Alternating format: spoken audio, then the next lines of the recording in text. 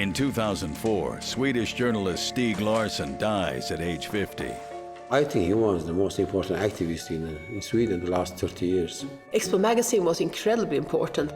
The reactions from the groups that we wrote about, the far-right activists, was very aggressive. But it's a trilogy of unpublished novels he leaves behind that propel him to literary superstardom. Everybody said the books will not sell so much.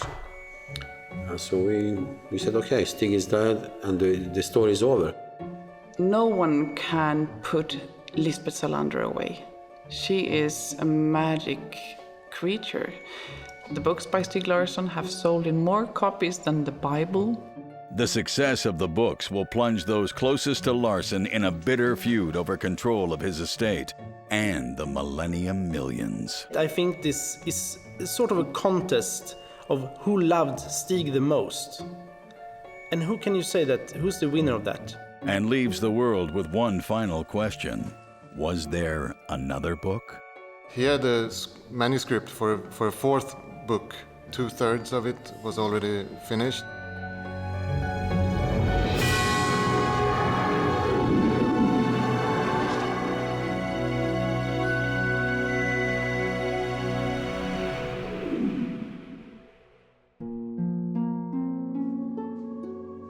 November 9th, 2004. Writer and journalist Stieg Larsson arrives at the Stockholm offices of Expo, the magazine he founded in 1995. He feels ill and weak. A steady diet of coffee, cigarettes, and fast food are starting to take their toll.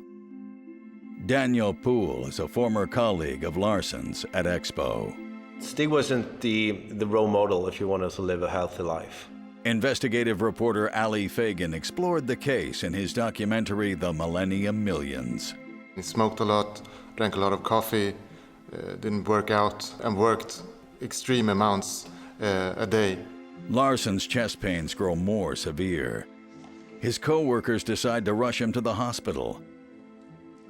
One of his colleagues collects Larsson's backpack off the floor, a random act that will prove meaningful in the months to come. Writer and architect Eva Gabrielson, Larsson's girlfriend of 32 years, is away on business.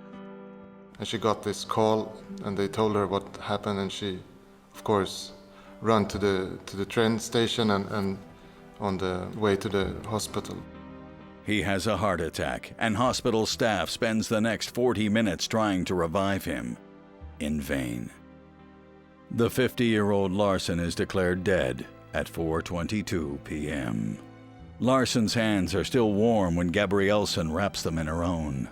After losing your life companion, the person you have lived with for 30 years, shared everything with, if you lose this person, of course it's gonna take you hard, and you're gonna be in a deep shock and sorrow. Larsson's father Erland and his brother Joachim arrive from the north of Sweden. Magdalena Hedlund will later serve as their agent.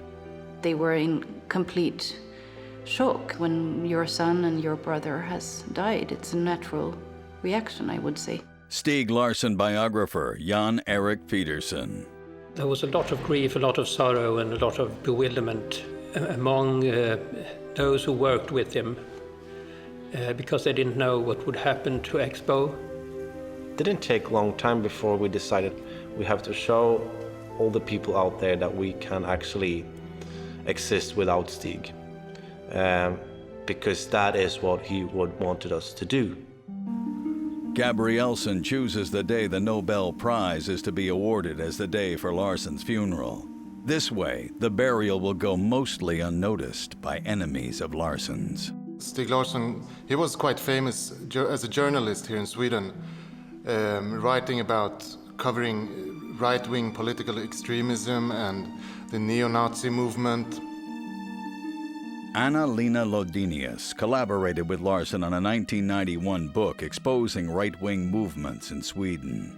We had a very special situation in Sweden at the end of the 80s, the beginning of the 90s, because you could see that the racism and xenophobia were growing a lot, and you had lots of people reacting on that. While Gabrielson is searching for mementos of her life with Larson to share at the funeral, she comes across his 1977 will. In it, Larson bequeaths all of his personal things and his writings to her. She knew that there was a big heritage of Stieg Larsson, all his texts, all his political texts, all his books, and these new novels that was about to be published. Larson's wishes are clear, but the will isn't witnessed, and so it isn't valid. Eva learns from her lawyer that under Swedish law, that's a problem, because Larson and Gabrielson aren't married. There is a very weak protection for couples who are not married under the Swedish law. Eva Gabrielson and Stieg Larsson, they lived together for more than 3 decades, and they practically shared everything. She was also involved in his projects like Expo. She was very much involved in discussing with him, the details in the novels, the characters. Some of her knowledge as an architect you can find in some of the novels. When Larson dies, ownership of his estate is up in the air because Gabrielson is not his next of kin. Kurt O'Baxey is Stieg Larsson's friend and colleague at Expo magazine. Everybody said the books will not sell so much. So we said, okay, Stieg is dead and the story is over, but the story is not over. What is going to happen? We were thinking at the time, because we did not know if the books were going to be able to be published.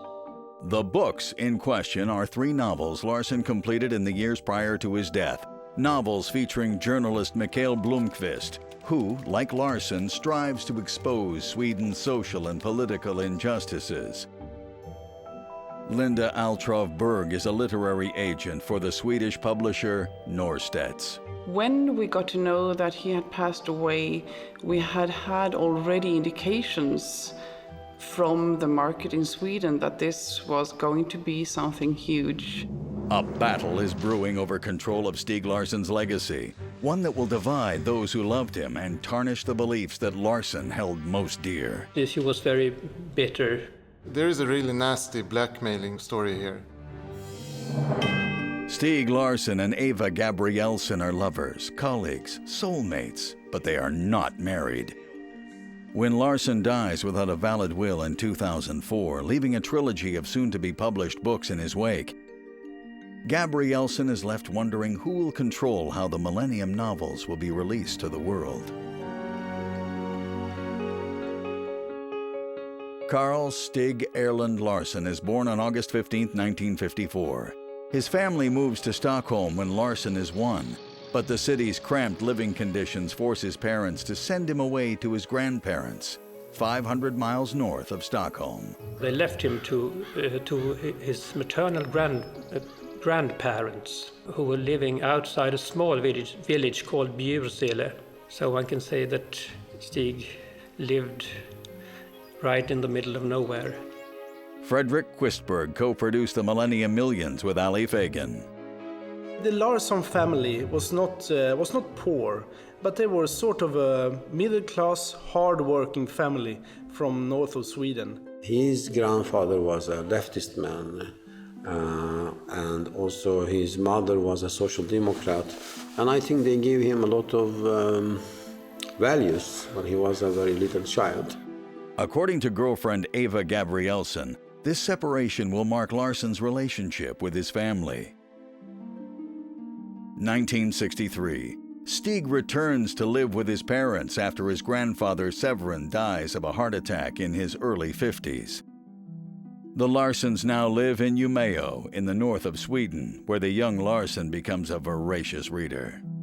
One of the things that intrigued him with science fiction was probably that it says something about the society today. Stieg was brought up in a political family, in a family where you discussed, in a family where ideas were important. He liked to write, and he got a typewriter when he was 12, I think, from his parents, so he sat there writing all the time. And you have to remember that Stieg was a really nerd when it comes to crime novels. The idea of creating Lisbeth Salander, I think, Stieg got from reading Astrid Lindgren's famous Pippi Longstocking about this anarchistic girl. And he was kind of thinking that when Pippi Longstocking would become like 21, 22 years old, she would be diagnosed with some brain disorder and put into an institution. And then she would come out and maybe be filled with revenge feelings and hatred against society. Vivian Larson, the mother of Stieg Larsson, was the first lady who started an equality community in the north of Sweden. And she had a big heart for everybody, and she died very early in her life. This period is crucial in shaping Larsson's political views. Larson grows restless and is eager to see more of the world. He relocates to Stockholm in the early 70s. Larson meets political activist Eva Gabrielson shortly thereafter. They shared more or less everything, from politics, ideology, science fiction. They discussed everything every day, and they more or less worked together. She was part of his projects, and she knew a lot about the things that he was writing about, and she was very interested in that. Larson begins his career as a journalist, writing and speaking about the rise of right-wing extremism in Sweden. He was probably the foremost expert on right-wing political extremism in Sweden. I don't think that Stieg Larsson made a self-portrait when he created the character Mikael Blomqvist, but there are of course similarities. Both are investigative journalists, and they have a strong drive, both of them, always trying to find out the truth, not afraid to dig in the sordid things in society. It's actually risky to stand up for democracy. It's actually risky to say that you like the idea of a multicultural society. It's actually risky to say that you don't like racism. Larson is placed on a neo-Nazi list of dangerous journalists whose careers should be cut short. We know for a fact that he received a lot of threats from neo-Nazis. I have myself heard sound recordings from his telephone, people threatening him to death. It was the result of a political movement and the ideas in that political movement, which is about the right to kill people that you don't agree with, the right to kill people that are not allowed to be a part of your society or the society that you dream of. Despite the death threats, Gabrielson remains by Larsson's side. In fact, they are inseparable, but they decide not to marry. They were, in one sense, one person, doing things together and discussing and thinking about different projects and so on. So they were kind of, they belonged to each other in a very clear way and a very beautiful way from what I saw. They could easily have been getting married, but as many people in the leftist movement, and they would say that it's not important to be married. It's an old-fashioned way of being together and all that.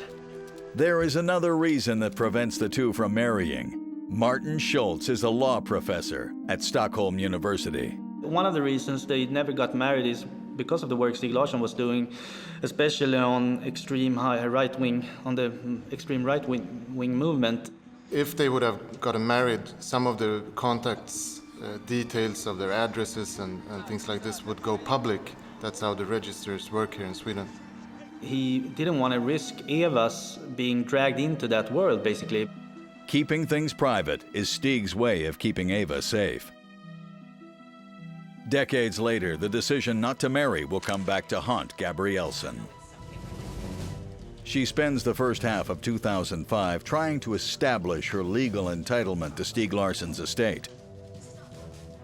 Larsson's father, Erland, and brother Joachim, who are initially supportive of her efforts, are now increasingly hard to reach.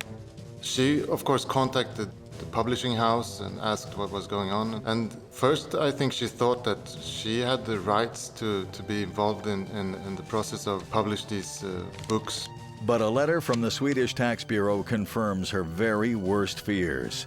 She is to inherit nothing. Larsson's father and brother are the legal heirs to the estate, and immediately begin discussions with Norstedts on how to release the Millennium books. the books Larson had been working on up until his death.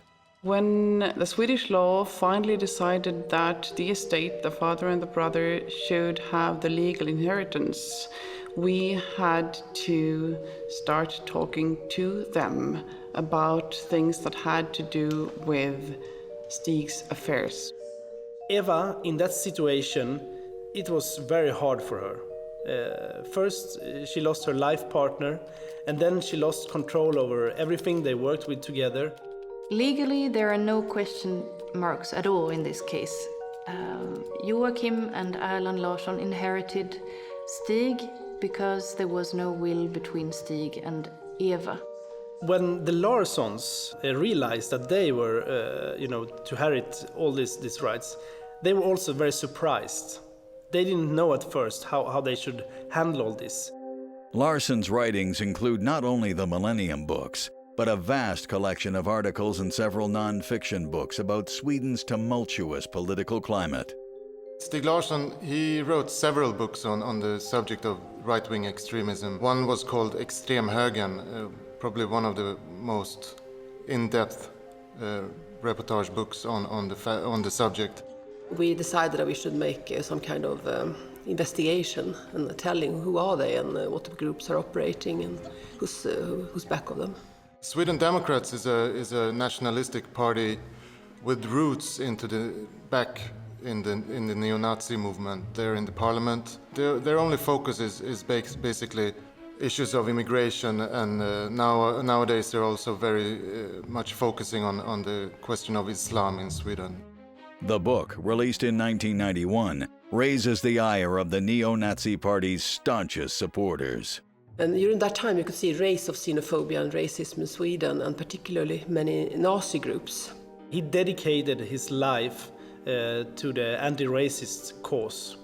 And one thing that made him so special, I think that differs him from most other journalists, that he really took a debate with the right-wing people. So I think he was the most important activist in Sweden the last 30 years. Larson co-founds the Swedish Expo Foundation in 1995 to counteract the growth of the extreme right and white power culture. He also becomes editor of Expo magazine. Expo magazine was incredibly important, and he knew that they had Searchlight in Great Britain, they had like Monitor in Norway and Demos in Denmark, and he was a friend of all those people, and he wanted to do something similar in Sweden.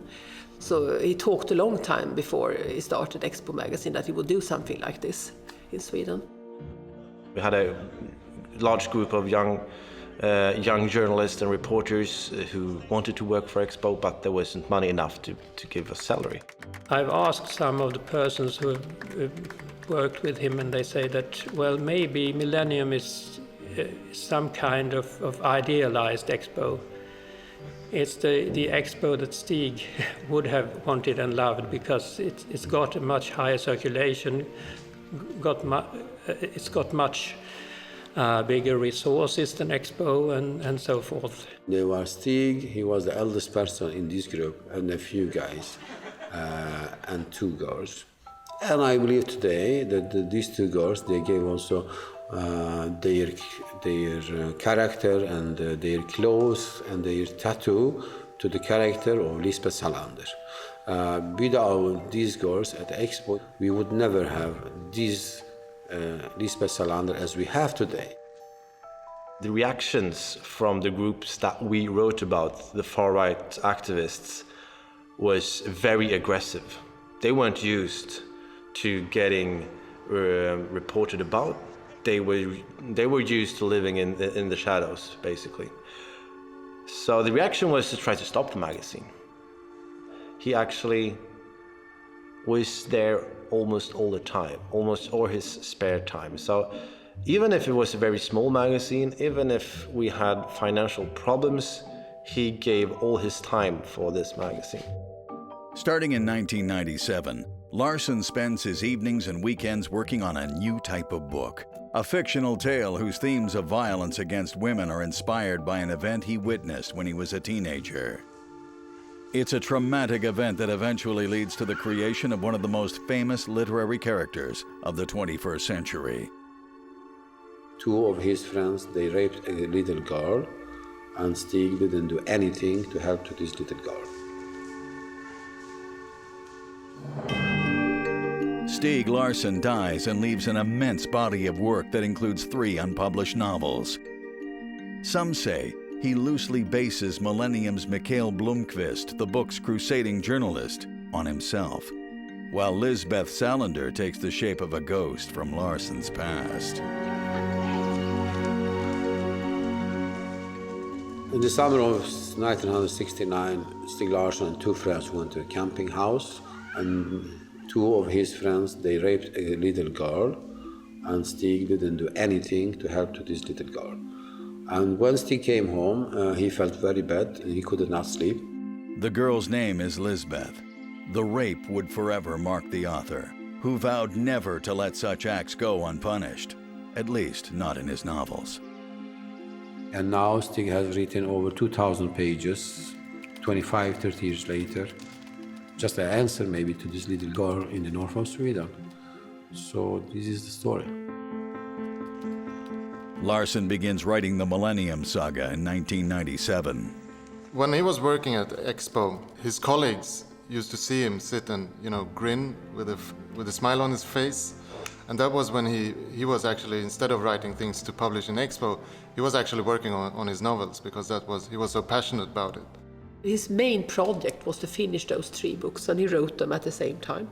And before he even went to the publishing company, he had these 3 books. He had a way of writing, a way of expressing himself, which you, by the way, can see in the books. I remember the first time I read the books, I could almost hear Stieg's voice, basically, because he was this very Stiegish way of writing.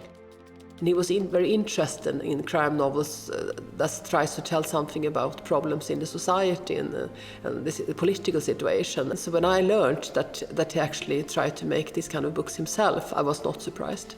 The themes in the book, for example, violence against women, is a part of what Stieg always talked about, but that he couldn't write in Expo because Expo was kind of isolated to confronting organized intolerance. He was not expecting all these success. All these things to be famous, and this book would sell so much. He said me he wanted to sell about 1 million copies in Scandinavia and Germany. That was his dream, It was the biggest dream he had. Some people, have a garden. Some people watch football, and he writes crime novels.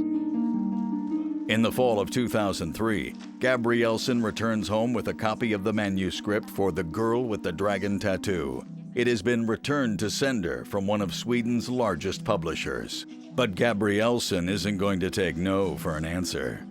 Well, Eva Gabrielson, she has always been a tough person. Weeks later, the pristine manuscript is sent back to Larson. In fact, it's too pristine. They received the first manuscript of the first book, The Girl with the Dragon Tattoo, but they actually never read it. A friend of Larsson's with connections to Swedish publishers offers to pitch the novel to Norstedts. The reaction from the company is immediate. We at Norstedts were so thrilled when Stieg came to us with his 3 wonderful manuscripts, and we started to make plans together with him, both for publishing his books and selling them, rights for translation as well as film rights. Stieg wanted to use the money that he got from the books to secure the magazine Expo. And he also wanted to get money for different anti-racist activities. That was part of the goal. So normally when an author comes to a publishing house, they have 1 script, hopefully 1 script. And in this case, we had like 3. 2 entire scripts and a 3rd one almost done. And our plan was to publish 1 every year. Norstedts gives Larsson an advance against future royalties on the 3 books of 591,000 Swedish krona, or $88,000 US. He and Gabrielson agree to use the money to pay off their mortgage and slowly begin to make plans on how to use future payments, including donating royalties from a 4th book to Expo magazine. Stieg Larsson had plans on writing 10 books about Lisbeth Salander and these characters. Stieg was very excited when the books were accepted by Norstedts because he really wanted to become a successful and good and established crime writer on the same level as the well-known Swedish crime writers like Henning Mankell. He said that, well, except from buying a house outside Stockholm, I will use this money as a platform to spread my ideas, not have to care about what people think of what I'm writing, not have to be scared of losing my job. Publisher Norstedts chooses the Frankfurt Book Fair, the biggest such fair in the world, as an opportunity to sell the international rights to the books. And it turned out that there was a lot of interest, and international publishers queued before the Norstedts stand to get reading copies. We thought that there was so much time with Stieg, but there wasn't. But by May of 2005, Eva Gabrielson, Larsson's longtime companion, learns that Joachim and Erland Larson are the rightful heirs to her late partner's estate, including his unpublished novels. She believes that they are unworthy of managing his legacy and claims that Larsson's relationship to his brother and father was tenuous at best. It stood quite clear that they weren't that close. I mean, Joachim Larsson, when I asked him, when did you meet your brother last time? He couldn't answer first. And then he said about 2 years before he died. That was the last time they met. When I was getting a ticket to go to Umeå, he told me, you have to visit my father, because I haven't visited him, which is a very strange thing to do. But he asked me to visit him, and just to say, pop by and say hi. And I did. Every time I visited his town, Umeå, he asked me to have a lunch with his father. And he always called his father for Erland, not father, as we say in my mother language, Kurdish. And I was very angry to him, how he can say Erland to his father. They live in different parts of Sweden. They could, I think, have a closer contact. But, you know, Stieg Larsson was a very political person, and he was very concerned in politics. He didn't share this interest with his brother that much as he shared it with Eva Gabrielson. That's obvious. Magdalena Hedlund does not agree. The relationship Stieg had with his father and with his brother, it seems to me as it was a perfectly normal relationship.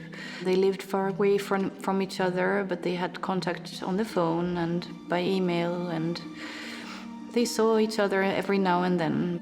She thinks that she is the one who knew Stieg, and that's the reason why she wants to have control over his writings.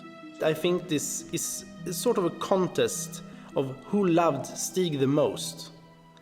And who can you say that, who's the winner of that?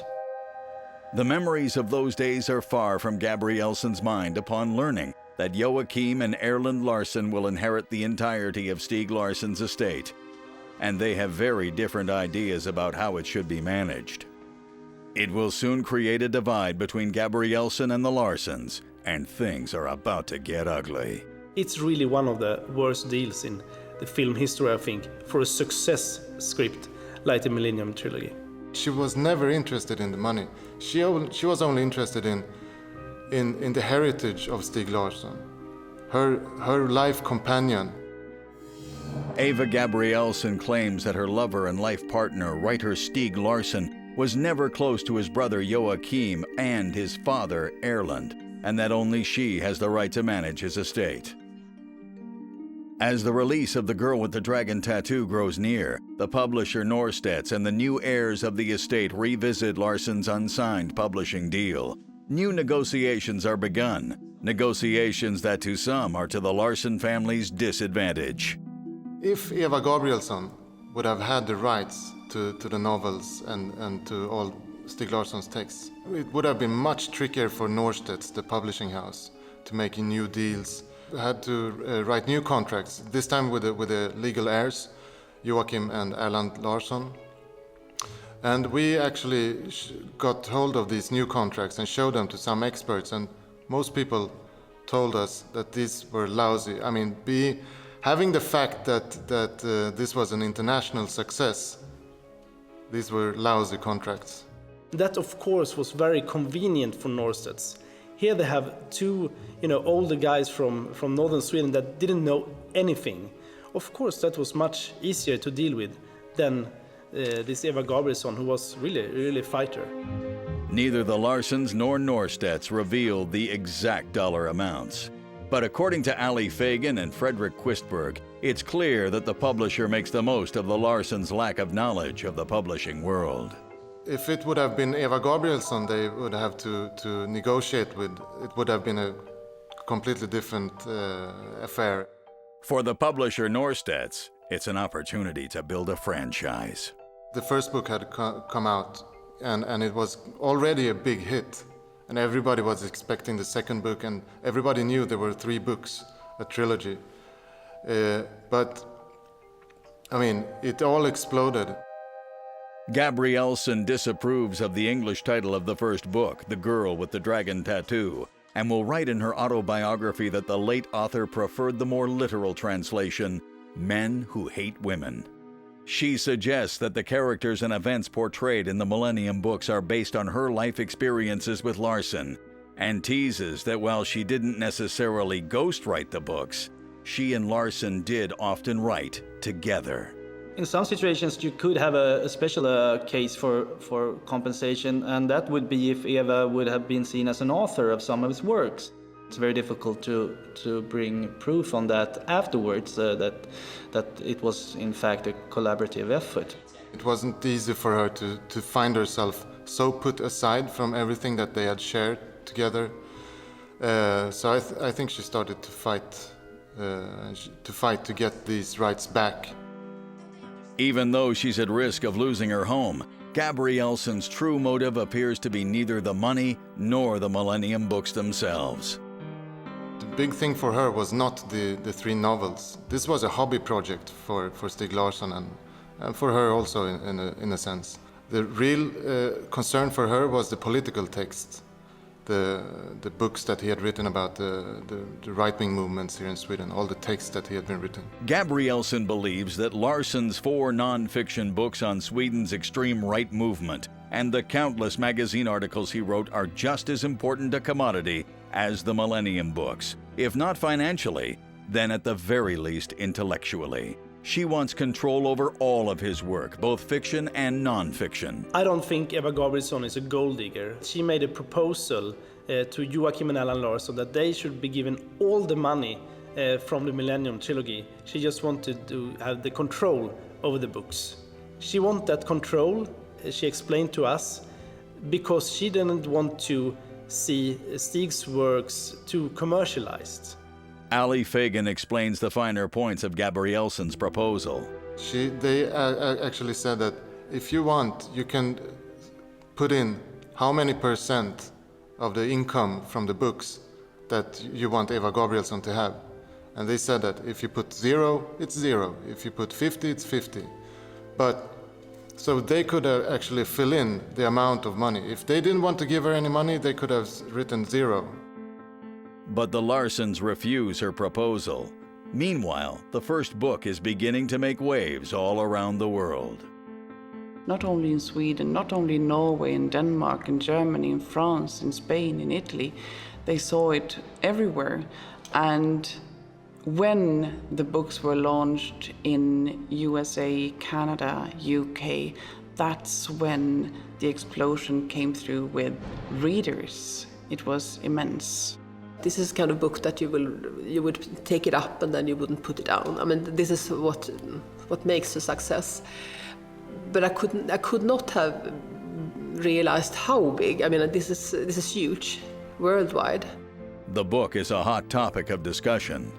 I think every publisher and every reader, in fact, has his or her idea of what they think is the magic in the books. No one can put Lisbeth Salander away. She is a magic creature. Before Stieg, no one had described a female main character who wasn't afraid of anything, who had this strength, who had had a tough life, but who stood up and had strong ideas and ideals. I think the Millennium books are not really great literature, but they are really great crime writing. Well, the popularity of his books didn't mean that much for Expo, surprisingly enough. My idea was that, now his books is famous all over the world, which means that we will have, a lot of people subscribe to the magazine, a lot of people giving us money and, supporting us. But no. Linda Altrov Berg recalls Norstedt's initial pact with the author. So when Norstedt signed Stieg Larsson, our promise to him was, of course, to sell as many books as possible in Sweden, first of all, but also to sell the rights for translation in as many countries as possible. Plus, we also had this agreement to sell his film rights. Not so, writes Eva Gabrielson in her book. She claims that Larson owned the film rights and had been holding out for a Hollywood adaptation when he died. Nevertheless, Norstedts orchestrates a deal for the Larsons in which the 3 books will be turned into 6 movies for Swedish television, then released worldwide as a trilogy of theatrical films. The deal that Alan and Joachim closed, it's a very crappy deal. It's really one of the worst deals in the film history, I think, for a success script like the Millennium Trilogy. Neither Norstedts nor the Larsons divulge any details. When Gabrielson makes a plea to the Larsons for editorial control over the films, they tell her in no uncertain terms that she will not have any. Further proof for her that the Larsons are building a commercial empire out of her late partner's legacy, which goes completely against what Stieg would have wanted. It would have been completely understandable if she was interested in the money, because it's huge amounts of money. But she was never interested in the money. She was only interested in the heritage of Stieg Larsson, her life companion. October 2005. After months of legal squabbling, Gabrielson learns she has no claim to the late author's estate. She will lose everything, including her apartment, unless she fulfills one important request. He had a manuscript for a 4th book. 2/3 of it was already finished. A file on the laptop computer recovered from the Expo offices on the day Larson died becomes a huge bargaining chip. Could Eva Gabrielson be in possession of a 4th Millennium book? This is a commercial dynamite. Eva Gabrielson learns that she will have no say over the legacy of her late partner, author Stieg Larsson. She watches in horror as the estate's legal heirs, her de facto in-laws Joachim and Erland Larson, are given full control over how to release and possibly exploit 3 of the most popular novels in the 21st century. But could there be one more? On the day he died, Stieg Larsson carried with him not only a dying heart, but a heavy laptop computer as well. The computer, property of Expo magazine, contained an unfinished novel. He had a manuscript for a 4th book. 2/3 of it was already finished. And this was all in his working laptop that he used when he was working for Expo. There has been, of course, a lot of rumors, and people are claiming that there are so and so many pages written, 150 pages, 300 pages, and so forth. Upon leaving Expo, one of the magazine's staff members takes the backpack containing Stieg's laptop with her. It's practically an afterthought. This is a commercial dynamite. After all this success, there is a 4th manuscript already almost written, clear, finished. So, of course, Alan and Joachim Larsson, who actually has the legal rights for this, what is written in this computer, they tried to get a hold of this computer. What happens to the computer in the days and weeks following Stieg Larsson's death is unclear. Expo releases a statement saying they are unaware of its whereabouts, while Gabrielson teases that she knows where it is. without admitting that it's in her possession. Joachim and Alan Larsson, they actually own half of the apartment that Stieg and Eva were living in. So what they did was that they said that if you don't give us the computer back, we will make you thrown out of the apartment. So I think she took that very, very hard. But the fourth Millennium manuscript is Gabrielson's ace in the hole, and she isn't giving it up without a fight. There is a really nasty blackmailing story here. In December 2005, Joachim threatens Gabrielson's lawyer that Norstedts will cancel the publishing of the second and third novels in the series unless Gabrielson delivers the computer to them. Norstedts, however, say they know nothing about the existence of a fourth book. As far as Norstedts and I'm concerned, we have never seen a fourth manuscript. We have read about it in papers, we have heard people talk about them in TV shows, but we have never seen not even a glimpse of it. So rumors, as far as it comes to us, are rumors. I know very little about the fourth book. What I know, I have basically read in the papers, lots of speculations. Joachim and Erland do not know where the manuscript is. I don't know if Eva knows where it is. The Larsons' threats prove baseless as Norstedts releases the second and third books in 2006 and 2007. Like the first novel, they are huge bestsellers. Mysteriously, the fight over the fourth book is dropped entirely, and no explanation is ever given. In 2008, Eva Gabrielson and Erland and Joachim issued some kind of statement that the book was not going to be published. As far as I know, this is how it stands right now. For people loving Millennium, it's a shame that it hasn't been published. But the question is, who would finish it? In a way, I think that maybe it's good enough. Why longing for a fourth book? I think 3 books might be enough. Of this great work of Stieg Larsson, what has come out? A bitter conflict. Who would have wanted that? The least person that wanted that would be Stieg Larsson himself. Stieg Larsson was a very idealistic person, and he didn't care about money. And to see this process about money afterwards, I think it's very sad in many ways. However, there is no denying the success of the Millennium Trilogy in its first 7 years. The 3 books by Stieg Larsson have sold in approximately 65 million copies worldwide. You are in Sweden, and in Sweden we are 9.5 million inhabitants. We have sold close to 3.5 million copies of all 3 books. Well, I think it's important for Joachim and Erland to handle the rights in a respectful way and to try to think what they think Stieg would have wanted to do and to manage it as well as possible. But of course they would have been happier if it could have been done in cooperation also with Eva. I want to mention Denmark, which is a small country. The publisher says that the books by Stieg Larsson have sold in more copies than the Bible. I do not know how she had counted it, but I'm sure she's right. It's amazing. It's totally like cuckoo. How could it happen? Gabrielson's continued attempts to obtain the rights to Stieg Larsson's work are met with the same answer each time. No.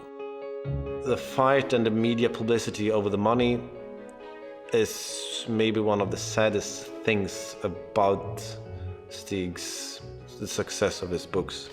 And I would guess that Stieg would be the one who hated the situation most of everyone.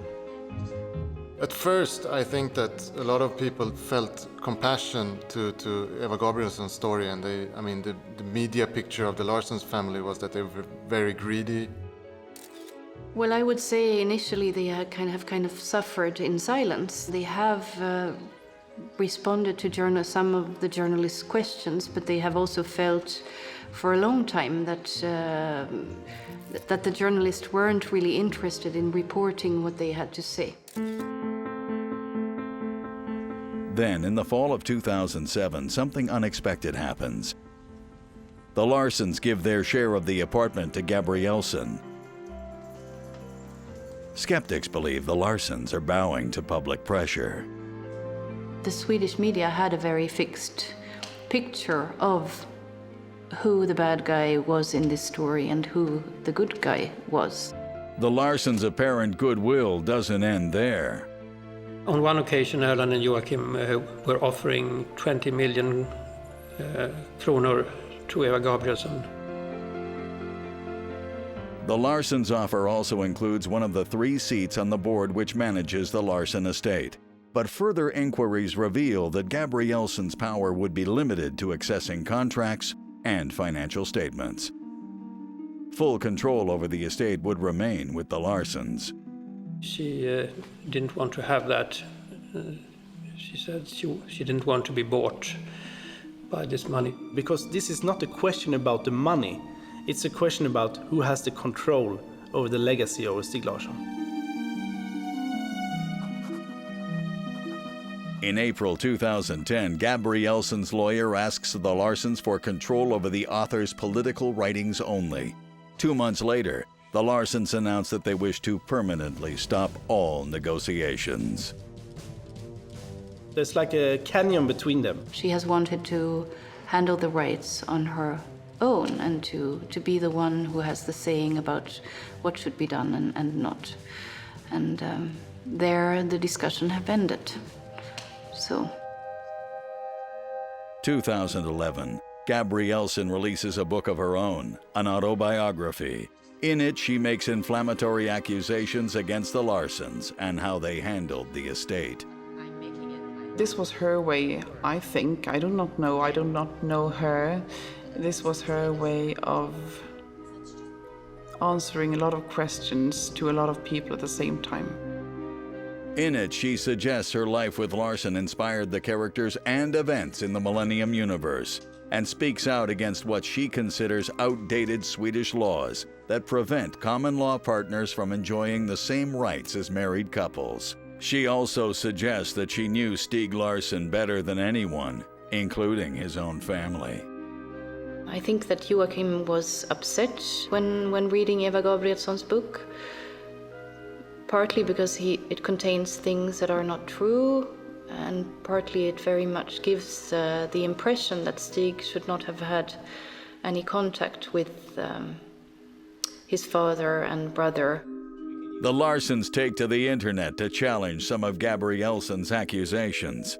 The website and further interviews appear to improve the Larsons' public image. I think people then started realizing that the situation wasn't as easy as it had been pictured before. Internationally, we know for a fact that Eva Gabrielson has a lot of support. But here, I think that people think that, well, they had the legal rights. What could they do? This is not a legal question, it's a moral question. In 7 short years, the Millennium books have sold more than 65 million copies and spawned a successful trilogy of Swedish films, as well as an American remake. Some of the money that nowadays comes to Stieg's brother and his father actually are given back to Expo, a very small part of the money though. It's 2 million Swedish crowns a year, which makes it possible for us to have like 4 or 5 people hired, which is very important. I mean, we're very thankful for that. In 2008, publisher Norstedts and the Larsons established the Stieg Larsson Prize, which is awarded to a person or an organization working against racism and oppression. But the ending of Stieg's story is far more ironic than that of any book or movie. Joachim and Erland Larsson, they are in a tricky situation also, because I mean they're probably one of the wealthiest people in north of Sweden. If they started to flash with this money and buy villas and cars, and people would probably be annoyed and point fingers at them and say, look at the greedy Larsson family. Naturally, they are sad that he was never able to experience this the success that he had on his own. The Larsons are at a moral impasse. I don't think that they can actually use all this money before they solve the situation with Eva Gabrielson. How that is going to happen, I don't know. But until then, all these Millennium millions, they're still on a bank account somewhere. Stieg Larsson was a fighter and would have no doubt used his international fame to keep fighting. But his death raises the question, had he lived to see his success, how many more books did he have in him? And more important to Stieg himself, how much more might his pleas for tolerance have resonated around the world?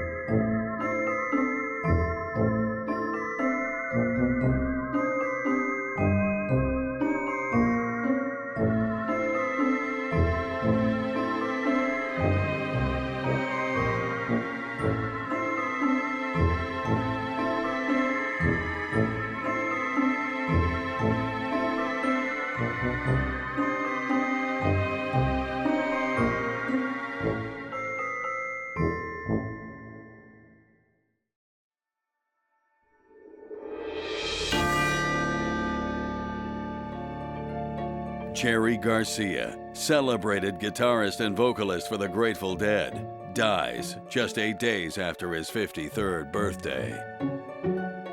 He'd checked into rehab the night before he died. Friends, family, and deadheads around the world mourn the loss of a man known best for his free-loving communal spirit and unforgettable live shows. People would get really high and dance with great abandon while the Grateful Dead were on stage really high playing with great abandon. I saw the Grateful Dead in concert 194 times, and that's not enough, but that's as many as I got to see.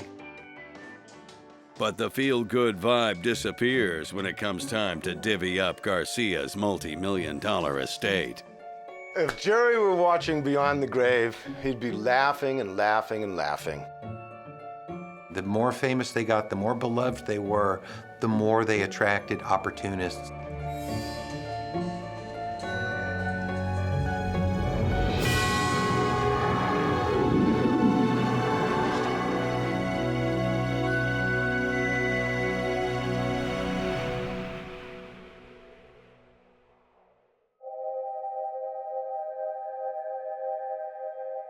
August 9, 1995.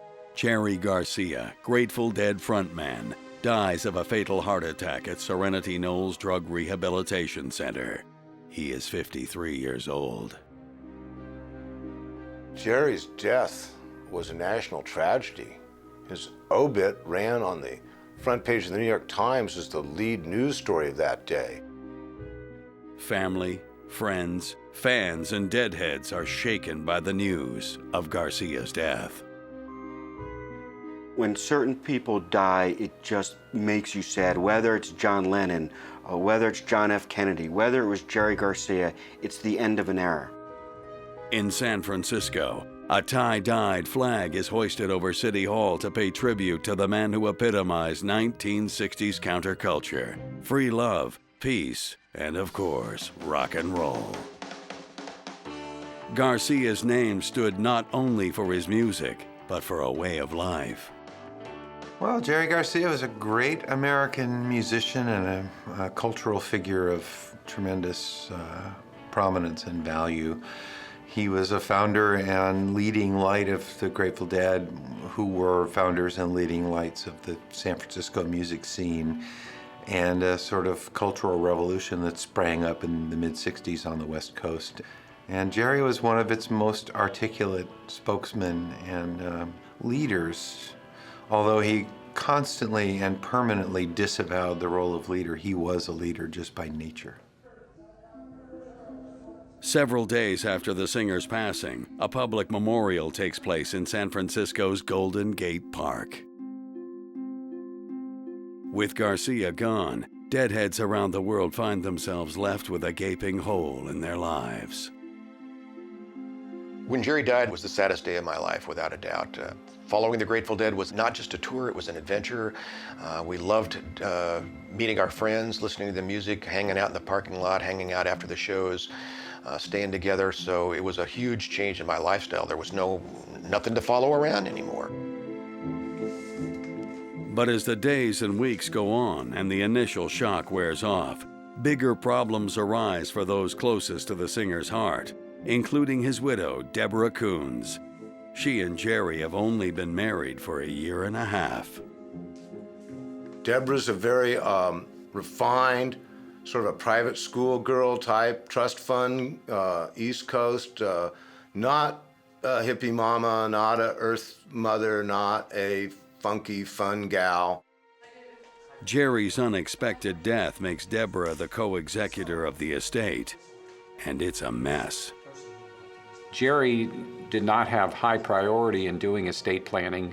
He had many other interests, his music, his art, personal matters. I had drafted several wills for him over time, and as different events occurred in his life, we tried to get him to do new wills or do new estate planning as best we could. Under Hellman's counsel, Jerry Garcia writes his final will. But what Garcia's will does not take into account is the host of other financial arrangements the king of generosity made with ex-lovers, friends, and even former employees. Well, when someone dies of some fame or notoriety, you do tend to get a lot of unusual type of claims, and some of them totally inappropriate, and they all have to be looked at with seriousness and attempt to see whether or not there is any validity to them, and then move forward and take the legal course to resolve the issues. I don't think Jerry personally gave a damn about money. There are famous stories of car repair guys, working on his car and finding checks and cash stuffed under seats and in the glove box and stuff like that. Jerry really just wanted to play music and he wanted to do his art, and I don't think he cared about money. He liked, being able to take care of people. Garcia's generosity may have stemmed from the fact that his father wasn't around for long when he grew up. August 1st, 1942. Jerome John Garcia, named for composer Jerome Kern, is born to loving parents Ruth Marie and Joe Ramon. When Jerry is 3, his brother, Tiff, chops off one of Jerry's fingers in a woodcutting accident. Garcia loses the middle finger on his right hand. Less than a year later, another tragic accident strikes the family. Garcia's beloved father drowns.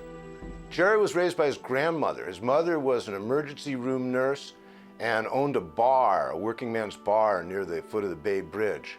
She was not a real active parent. The grandmother raised Jerry and his brother Cliff as latchkey kids out in the Excelsior, which is sort of a, on the edge of San Francisco, working class neighborhood. And it's while living with Grandma that Garcia's own love for music really begins. He told of having taught himself how to play the guitar and not even knowing how to tune it at first. But he immediately launched into, Chuck Berry and all the stuff that was happening in those days. In his late teens, Garcia ventures into more new sounds and styles.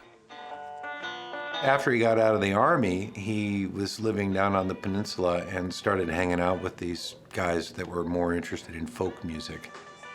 He was hanging out in the sort of intellectual scene in Palo Alto near Stanford University, where the coffee houses and Kepler's bookstore and things were. At Kepler's bookstore in 1963, a 21-year-old Jerry Garcia meets Sarah Rupenthal. Not long after they meet, Rupenthal and Garcia get married and have a daughter together. I don't know how to describe Jerry Garcia and her relationships with women, except to say that he fell in love often, that he really didn't want to be tied down into long-term marriages, and he tended to stray. So his marriage to Sarah Rupenthal was not a long marriage. Garcia's world is turned upside down when both LSD and Bob Weir enter his life. Bob Weir was the teenage Hollywood star of the band. He was about 19 years old, and he was gorgeous and had a good voice. And of course, he played bluegrass and folk music. And that was the nucleus that would become the Grateful Dead. They began by playing in pizza parlors and bars and the kind of stuff that every American band basically started out doing. But they started getting weird in a hurry because that's the kind of people they were. And then when LSD entered the picture, it sort of blew the doors off the entire thing.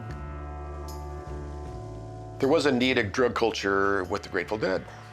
Jerry's on record as commenting on how important LSD was in his life, how it opened his eyes, the doors of perception, I guess. LSD opened his eyes and showed him a world that he didn't realize existed. Pretty soon they had a whole little scene going up in the hills of La Honda. Decided that they wanted to hold public events where people would take LSD and groove, and there would be spontaneous happenings. These were called the acid test, and they needed a band. Garcia and his band joined the acid test party. The acid test was a sort of participatory event. Everybody who came to the acid test paid $1 to get in. There was no performer versus audience thing. Everybody was part of the happening. You'd come in costume. Everybody created the event together. The Grateful Dead were there as sort of the house band.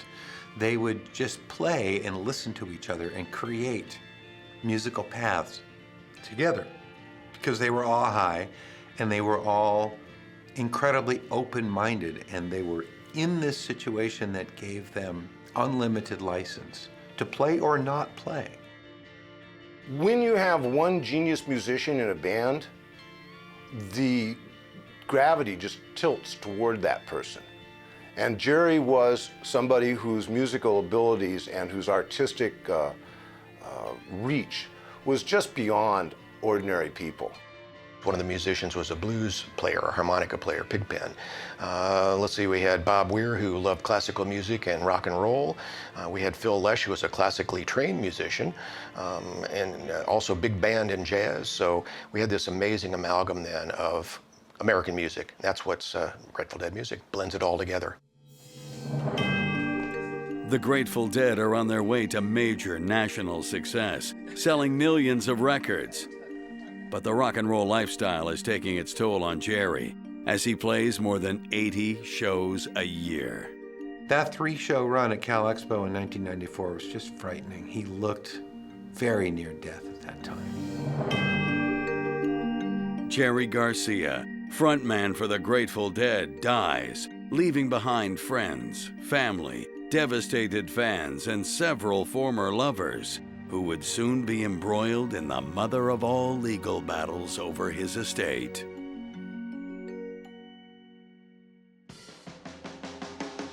But in 1964, they are just beginning their unconventional rise to greatness. The Grateful Dead are not like any other band. Their success stems from a steady growth of followers, not album sales. The Grateful Dead in San Francisco drew a crowd unlike any other band. They'd show up at Winterland on public transportation, get off the bus and crowd in the place. They smelled like hell, they dressed like crazy bastards, and they danced all night long. The band itself was indistinguishable from the audience. They were very much a part of the same culture that the people who went to their shows were. And the same people would come night after night. The band never played the same show. It wasn't like a show business thing. They'd get up on stage and start where they wanted to start, and they'd go where they wanted to go, and they'd finish when they wanted to finish. And the Grateful Dead becomes known as the band that never plays the same show twice. The ticket-buying followers are known as Deadheads. Wherever the band went, their Deadheads went with them to hear the music that was all their own.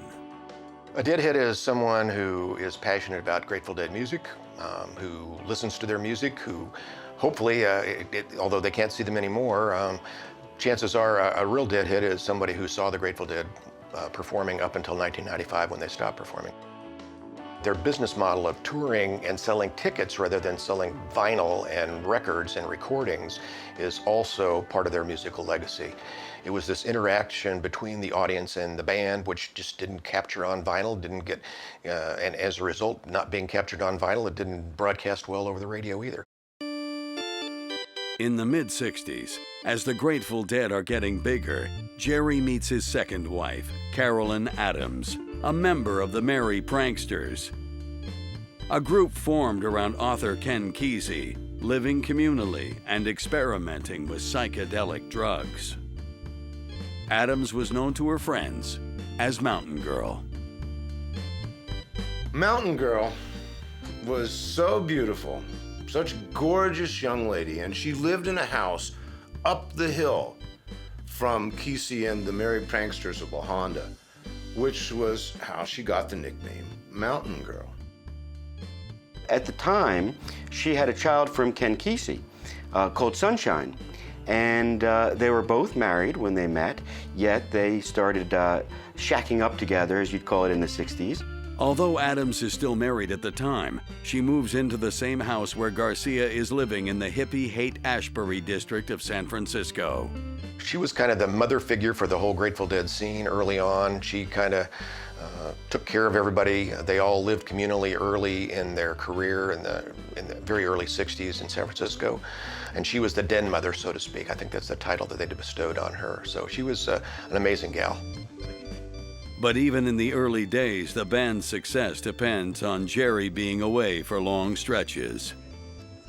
Jerry and Mountain Girl spend the late 60s and early 70s together, although their relationship is less than conventional.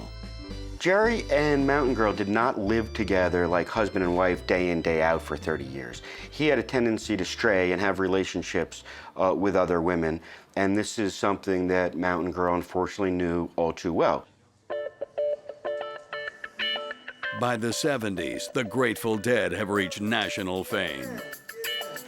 And over time, as the Grateful Dead legend grew and the Grateful Dead's audience grew and the Grateful Dead's economic and cultural presence grew, he wound up being the center of it and the focus of a huge and ultimately, I think, really burdensome kind of universe. And it took a tremendous toll on him. For Garcia, touring leads to other women and more drugs. In the late 70s, the drugs changed, and it was a change for the worse. More people, I think, in and around the band and in the audience were taking cocaine. And so it kind of just began to kind of fall apart. As the 70s turn into the 80s, the singer's health and drug use go from bad to worse. Mountain Girl, she didn't have a problem with psychedelics and pot and, soft drugs, but she was alarmed by the narcotics. And I don't think she knew what to do with an addicted husband and father of her children. But in 1981, despite their history of ups and downs, 20 years and 2 daughters together, Jerry and Mountain Girl decide to marry backstage at a Grateful Dead concert. Over the years, Jerry and Mountain Girl's relationship changed a lot, especially after there were children. And I think he found the duties of being a father and house husband to be somewhat beyond him. He was interested in playing music. He was interested in getting high. Jerry's health really started to degrade, I think, around that time. And I remember in 1983 and 1984, you listen to the tapes and you can just hear people chewing their teeth in the band. The music is fast and it lurches from one thing to another. It had lost a tremendous amount of its grace, and it had lost a tremendous amount of its patience. In 1986, at the age of 43, Garcia collapses and ends up in a diabetic coma for 5 days. While the Grateful Dead cancel their fall tour following Garcia's collapse, as soon as the dedicated frontman feels ready, he decides the show must go on. And despite his precarious condition, the rocker does not change his lifestyle. I believe Jerry felt obligated to continue to tour. He was the de facto leader, after all, of the Grateful Dead. Even though he didn't care to have that title, he was in fact the leader. He had this magical, amazing, charismatic personality that just attracted people to him. That's why we followed them around. That's why the musicians stuck with him for 30 years, the same band members for 30 years. There was a huge amount of pressure on Jerry. He was the center of an immense universe, and there was a huge amount of money coming in. They were grossing like $50 million a year between their concerts and their merchandise and all this other stuff. And I think that the people in the band and the people around him had just profoundly mixed feelings, because I think that they knew it was killing him. I think they knew he was tired of it, but it was really, really hard to say no. In 1993, Garcia and Adams agree to divorce. Just a few months later, Garcia marries his third wife, Deborah Coons, a woman he had known 2 decades earlier. At the time Jerry did marry Deborah, there was a good celebration. The family was all there, and it was a happy time. Everybody seemed to be getting along quite well.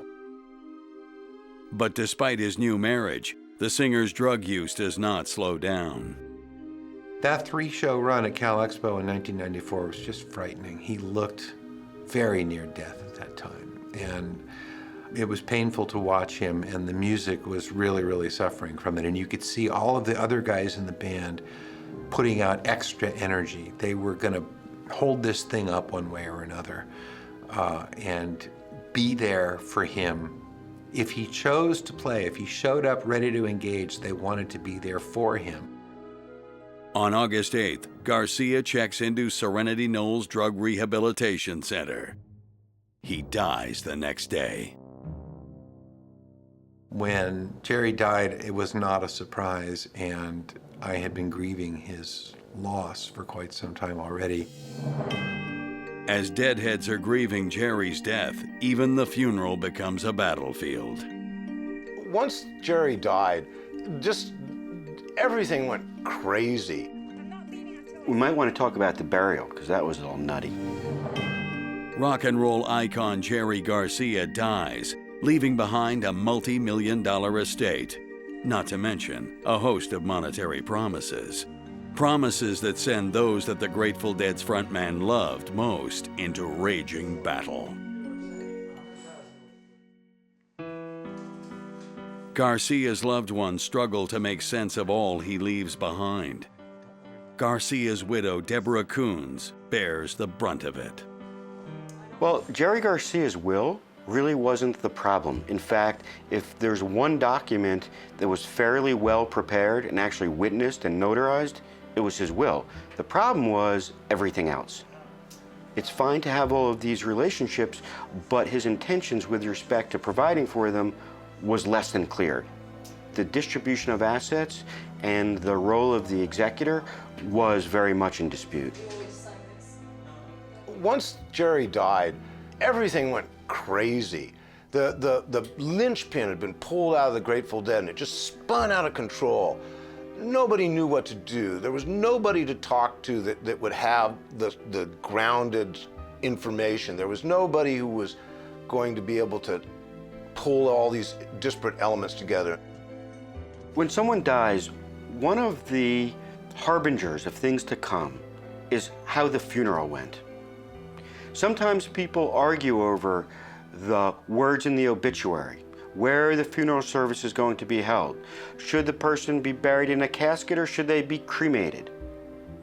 Jerry Garcia's estate, unfortunately, was no different. Jerry Garcia is laid to rest in a private funeral at St. Stephen's Episcopal Church in Belvedere, California, in a ceremony that many would say proceeds beautifully. That is, those who are permitted to attend. The memorial service, funeral service for him was closely controlled. It had been kept a secret as to where the location was, and at the door there were people that kept you out or let you in depending upon who you were. And Deborah had, as Jerry's wife, had decided that she did not want Carolyn Adams to be there. Ex-wife Mountain Girl was kept off of the guest list. Deborah Coons has been very jealous of her position in Jerry's life.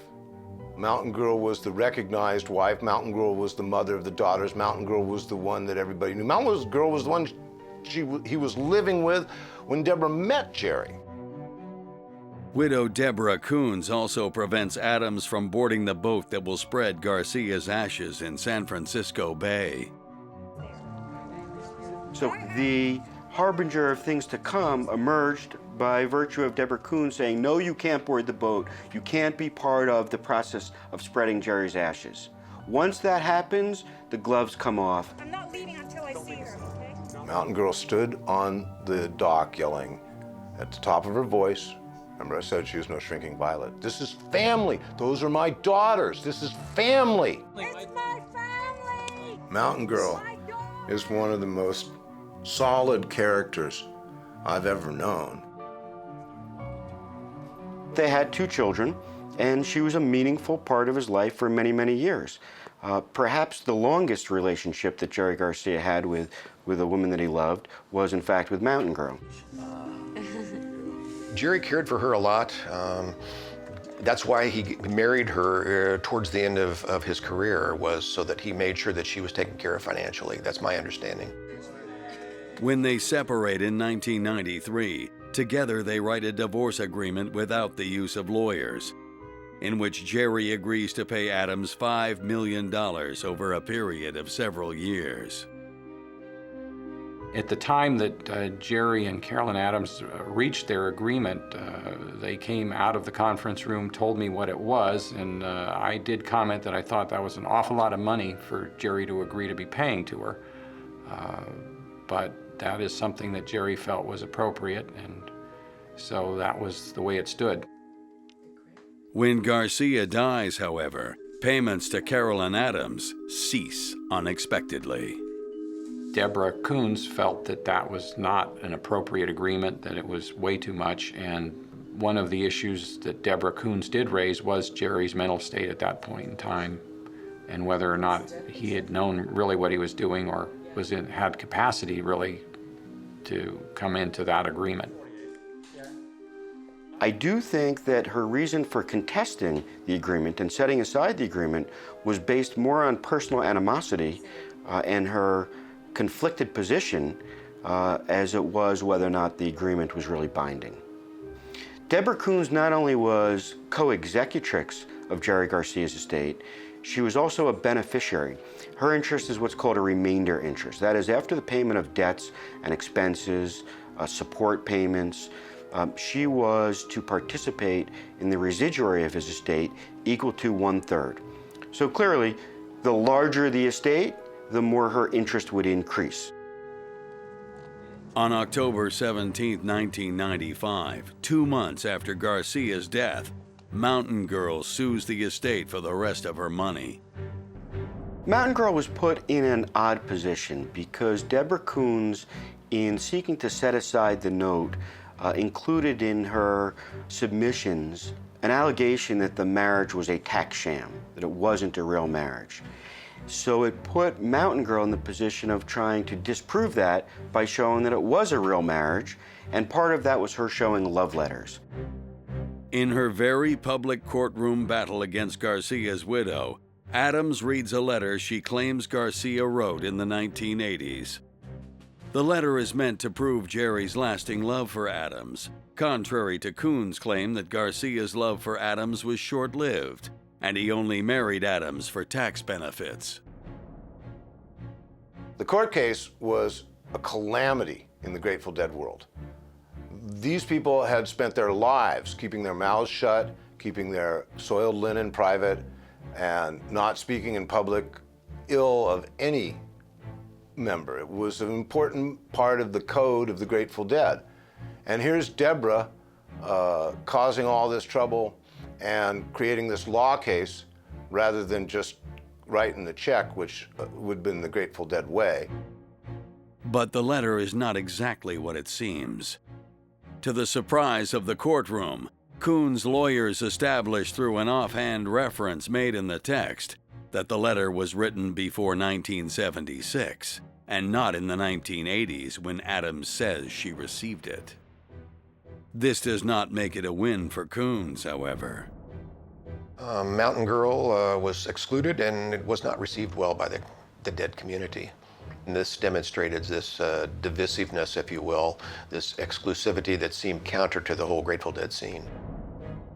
Ultimately, the court determines Garcia and Adams did have a long-lasting, loving relationship. We considered Mountain Girl to be one of our own in the Grateful Dead scene. She was. I mean, she was there at the very beginning, and she continued to be a member of the scene and continued to influence it, and she had Jerry's kids after all. Deborah Kuntz was such a brief episode in Jerry's life. They were married very shortly after he ran into her a second time, much later in life, and she was married to him for a year and change when he died.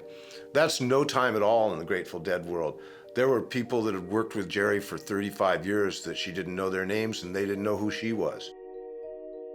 In 1998, Carolyn Adams settles for a lump sum of $1.25 million, and the court officially recognizes her as being a legitimate wife of Jerry Garcia. But the battles are not over. In the months to follow, even more claimants crawl out of the woodwork. For Kuhn's, suddenly it seems as though the celebrated musician struck deals with far more than just his ex-wife and significant others. Former employees, acquaintances, and friends also come forward to claim their share of the pot. On September 2, 1998, longtime office manager for the Grateful Dead, Suzanne Stevens, files a claim against the estate. Stevens argued she helped secure the royalties to the Ben & Jerry's ice cream flavor in Garcia's name, Cherry Garcia, and for her efforts, Garcia made her a promise. If her position working for the Grateful Dead was ever terminated, she would be compensated by a percentage of the ice cream royalties. Suzanne Stevens had noticed that Ben & Jerry's ice cream had a flavor called Cherry Garcia. So she claims that she spoke to Jerry Garcia about it, and he authorized her to reach out to the folks at Ben & Jerry's and say to them there should be an agreement with Jerry Garcia where he's to get a percentage of sales. Annual royalties for the ice cream flavor come steadily in around $400,000. According to Ben & Jerry's, Garcia did give them his permission to use his name. The frontman's legendary reply being, "As long as they don't name a motor oil after me." But the ice cream company never entered into a formal licensing agreement with Garcia for the use of his name. It was their #1 seller, so they did indeed reach an agreement that Jerry Garcia would be paid a percentage of the ice cream sales. For Stevens, who was part of the Grateful Dead organization for many years, the deal she had with Garcia was meant to be a kind of severance agreement. Both the executors were very surprised when Suzanne Stevens raised this issue about the claim for half of the royalties on Ben & Jerry's. It had never been brought up before. It did come out of nowhere, and that was a good part of the reason why we rejected it. There was no substantiation at all for that claim.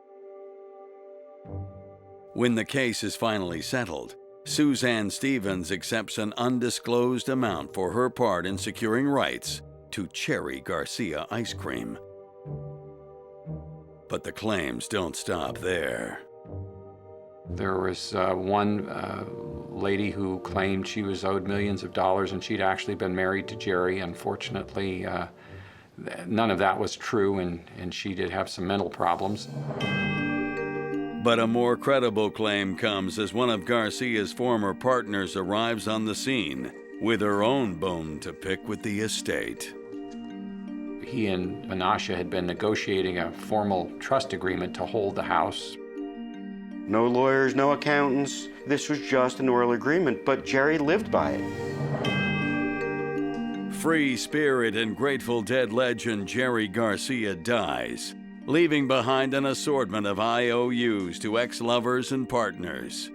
Free love has ended up costing Garcia a lot.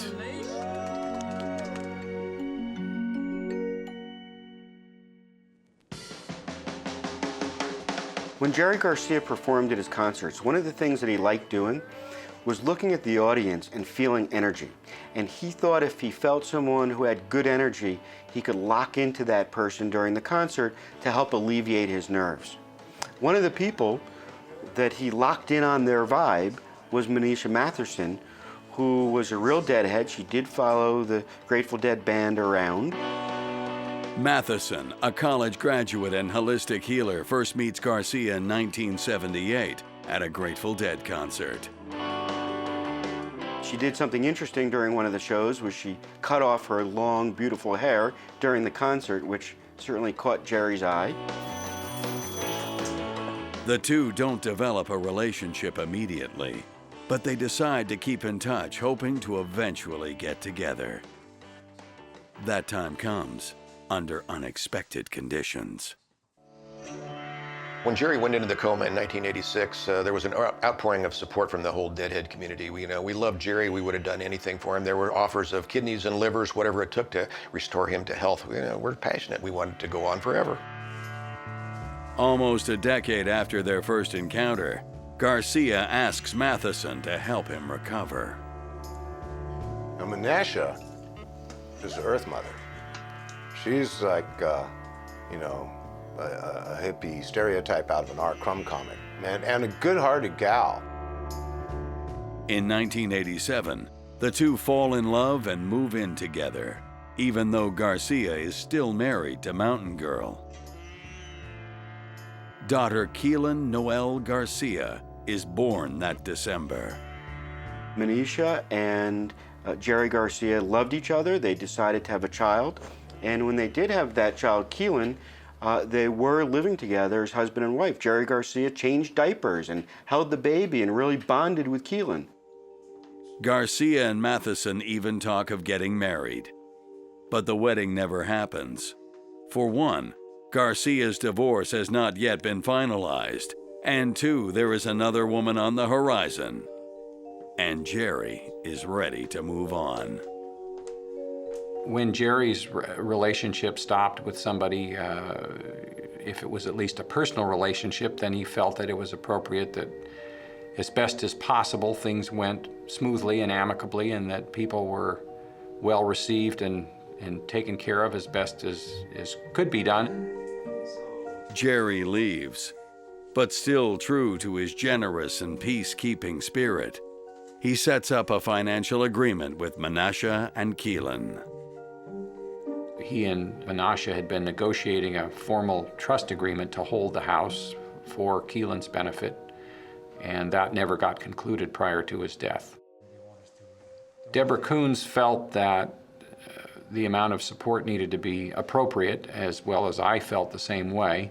We got analysis based on a budget of what Menashe needed in terms of monthly money, and the court approved that as a reasonable amount of money, and we moved forward from there. Coons reduces the payments. Deborah Coons and the co-executors took the position that those payments were not in writing, that there was no court order to make such payments, and the payments were drastically reduced. Menashe Matherson took the position ultimately that she said, I've taken an 85% pay cut in the amount of wealth that I'm now getting from the estate, and I'm financially in bad shape. She had to borrow money from friends and relatives, and she was living hand to mouth. Now, you could say, well, she should have had an agreement. Perhaps that's true, but it goes back to the way Jerry was: peace, love, spontaneity, lack of rigidity, and not using lawyers and accountants. And in this case, it turned out to hurt him and Menashe and Keelan. With 2 claims from former partners already pending, the battle for Garcia's estate is only about to get worse. When the real person behind him leaving Matheson comes forward for her piece of the pie, her name is Barbara Meyer. Barbara Meyer had been a former girlfriend of Jerry's, and they had had a serious relationship. It's California, 1960s. Jerry Garcia meets Barbara Meyer in Menlo Park while the 2 are students. Barbara Meyer, who apparently was a high school sweetheart of his, she was into poetry. Jerry was a big fan of her poetry. He thought she was beautiful and had a good spirit. Soon, Barbara and Jerry become inseparable. Meyer also supports Garcia financially in these early days as an aspiring musician. She buys him his first 12-string guitar. But their relationship doesn't last, and by 1962, the 2 have split. In the 1990s, the unexpected happens and the old lovers meet again after a friend gives Garcia a copy of Meyer's latest book of poetry. Despite the fact Jerry is still technically with Menashe Matheson and isn't even divorced from Mountain Girl, the old lovers decide to vacation in Hawaii together, and it looks to everyone like Jerry's health has returned. Though they were separated or didn't see each other for many years, later on in life, in fact, shortly before he married Deborah Coons, he was going to marry Barbara Meyer, and they were actually planning a wedding. But Garcia's drug use is too much for Barbara. He was a heroin addict. He had, in the past, lapsed into a diabetes coma for 5 days. He was overeating. He was smoking cigarettes. And he had signs of illness that he was treating with acupuncture because he really didn't want to go to hospitals. When Meyer confronts Garcia about his drug use, the rocker ends the relationship. As part of their quote-unquote breakup, apparently she pointed out to him that there were certain financial needs and obligations that she had. When Jerry asked her how much, she said around $59,000, and he said, fine, I'll double it, $108,000.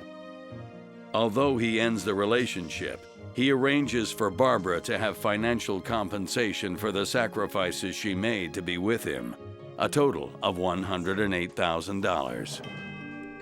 But just as they did for Mountain Girl, Meyer's payments stop suddenly once Garcia is gone, and Deborah Coons doesn't stop there. Around the Grateful Dead circles, they call Deborah the Black Widow. The Grateful Dead production said, wait a minute, those aren't Jerry's guitars to begin with. Those are the band's guitars.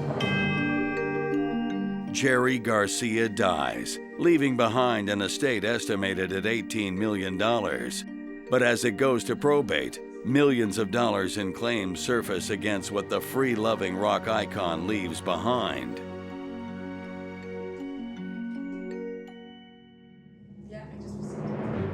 One of his lovers, Barbara Meyer, is battling with the estate for compensation she says Jerry promised to her. The claim by Barbara Myers did not have any prior written agreement. There were documents going back and forth and discussions, but nothing had been formalized at that point before he died. There was only $21,000 left on that obligation when he died, but the estate stopped making them. And Coons took the position that there was no legally enforceable document, and therefore she wasn't, as co-executrix, going to make the payments, and she didn't. So Barbara Meyer sued. Now, here it is again, no lawyers, no accountants, hippie culture, revolution that they were a part of. This was just an oral agreement, but Jerry lived by it. and he had made his payments, and there's only $21,000 due. So Barbara Meyer was just one person whose payments stopped right after Jerry died. Deborah was outside of that culture, that Grateful Dead culture. She had showed up very recently, and she didn't understand the rules, and she wasn't going to play the game. So this is some kind of blood feud on the part of Deborah Coons. Around the Grateful Dead circles, they call Deborah the Black Widow. Deadheads blame Deborah Coons for tarnishing Garcia's free-loving, free-living legacy. If Jerry were watching Beyond the Grave, he'd be laughing and laughing and laughing. Money didn't matter. The music mattered. The brotherhood mattered. The love mattered. Those were the things that counted to Jerry Garcia. I'm sure she's a good person. I'm sure she tried to do the right thing by the estate. But when you have someone who's so conflicted, so emotionally charged as wife number 3, seeking to enforce a will that provides for children from prior marriages, ex-wife number 2, payments due to prior girlfriends, there's just too much animosity, there's too much angst, there's too much in the way of mental anguish to expect that one can act without emotion. Finally, after years of litigation, ex-partner Menashe Matheson comes to a private settlement with the court, and Barbara Meyer is paid the remaining $21,000 she is owed under her agreement with Garcia. But still, the fighting continues. The band itself ends up heading into a sticky courtroom battle with guitar maker Douglas Irwin over a specification in Garcia's will. Jerry Garcia, in his will, left his guitars to their maker, Douglas Irwin. And these guitars had names. For example, Rosebud, the Tiger. The guitars were very special. Jerry didn't own a lot of guitars. You know, a guy like Steve Miller has 700 guitars. Jerry had one guitar that he played and one guitar in case that guitar got broken. The guitars, all named, are considered by the band members and fans as part of the Grateful Dead family. It seemed to be a nice token. You know, for someone to say, I give you this guitar, or I give you this ring, it's nice because it's something that you could really remember the person by. And to Douglas Irwin, I'm sure Jerry thought he would really appreciate getting the guitars back that he made. The dispute based upon who really owned the guitars. Jerry could, under his will, only give away what he owned at the time he died. Both the band members and Irwin feel they have the best claim to the guitars. What was supposed to be a nice gesture wound up to be litigation for years. Why? Number one, because the Grateful Dead production said, wait a minute, those aren't Jerry's guitars to begin with. Those are the band's guitars. The band paid for these guitars. So Jerry had no right to bequeath them to someone else. While guitar maker Douglas Irwin receives 2 of his guitars, the Tiger and the Wolf, Irwin sells the guitars at an auction for $1.74 million. It was a slam dunk case. The band lost. Irwin was given the guitars. He sold them both at auction. Both of them brought more than $1 million. The owner of the Indiana Colts bought one of them. He keeps it in his basement and, you know, plays on Wednesday afternoons with his buddies with Jerry's guitar. I mean, a lot of people felt that they should have been put into a museum or the Music Hall of Fame or kept by the Grateful Dead or somebody because they did have some historical value in relation to Jerry and the Grateful Dead. But the will provided otherwise, and that was Jerry's intent. This was another example at the end there where things hadn't been planned out very well in my mind and led to this disappointment, I would say, in the Deadhead community. Let's stop the fighting. That's just not who we are. And we thought that the organization wasn't like that either. In the end, more than $1 million have been spent on legal fees. According to Hellman, eventually the claims were all resolved. The executors for Jerry tried in every instance to settle every matter one way or another, and by settlement doesn't mean that much was paid, if anything was paid, but just that a resolution was reached with the person filing the creditor's claim. If Deborah Coons, as co-executor, had honored the equitable distribution agreements, she could have probably reduced the legal fee significantly and saved the estate money. But more importantly, she probably could have continued what Jerry would have wanted, I think, is in the spirit of kindness and cooperation and trying to help people. The administration of his estate could have been less litigious. Was, in the long run, after Jerry died, was everything settled and peaceful and people satisfied? No. Nobody was satisfied. The band has never been satisfied. Everybody has been at each other's throats. All the women, all the workers, all the people that were loyal to this group for so many years, nobody got what they wanted. But for Deadheads, the music and the scene around the Grateful Dead are much stronger memories than the court battles ever will be. Jerry Garcia will be remembered as the face behind the band who got people dancing, the teddy bear who painted the sky in psychedelic light. When all said and done, the other musicians in the band related to each other more through Jerry than to one another, you know. He just was that sort of guy. He had the best ideas and had the quickest mind, and he was surrounded by other very, very smart people, but he just was the natural center of that world. To me, Jerry Garcia represented the 60s. At least a revolution of young people who believed in kindness and peace and generosity, attending concerts like Woodstock, protesting the Vietnam War, experimenting with drugs, experimenting with sex, experimenting with music. He was, perhaps not intending to be, but became symbolic of that era. The Grateful Dead were one of the few rock bands that actually stood for something. They approached their life and their work with a set of principles, and as long as Jerry was alive, they adhered to those principles. As a result, they were able to do things that other rock bands would never have been able to do. And they achieved a relationship with an audience that is unparalleled by other rock bands. I lost a lifestyle when the Grateful Dead stopped touring, absolutely. I lost this iconic figure, this magnetic, charismatic, wonderful leader of the Grateful Dead, Jerry Garcia. Once a Deadhead, always a Deadhead. Yeah, I think that's probably true. It's certainly true for me. I'm just as passionate today as I ever was.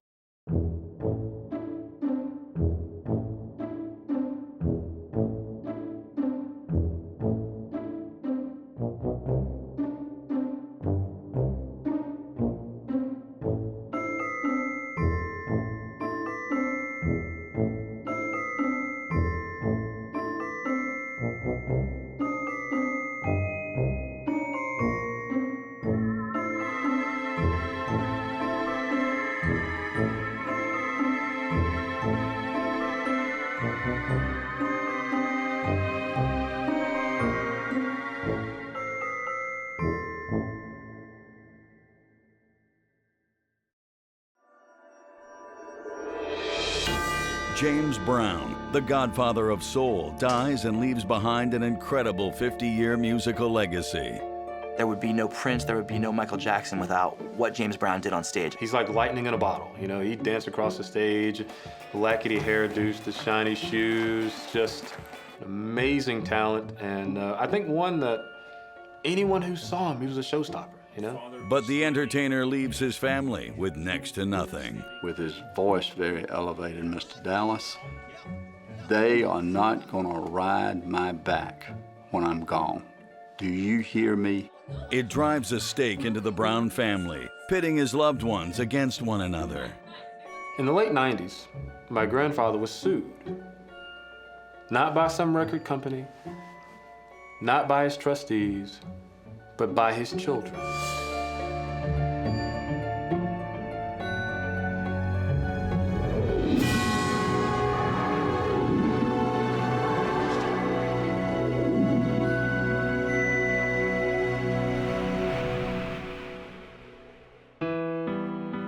Christmas Day 2006. Funk music superstar James Brown dies in an Atlanta hospital of congestive heart failure after a bout of pneumonia. He is 73 years old. Just 2 days earlier, James Brown is on his way to the hospital at the request of his dentist, who thinks he's too sick to undergo routine dental implant work. In the days before his death, Brown's son Daryl has urged him to slow down and take better care of himself. You gotta get your health together, man. You gotta get yourself together. You know, you ain't no spring chicken, you know, and everything. And we talked for a long time. He said, "Thank you, son." He said, "Thank you for talking to me like that." Brown's daughter Yama is in Atlanta, preparing to celebrate Christmas with her children. My dad hated hospitals. He did not want to go. He fought tooth and nail about going.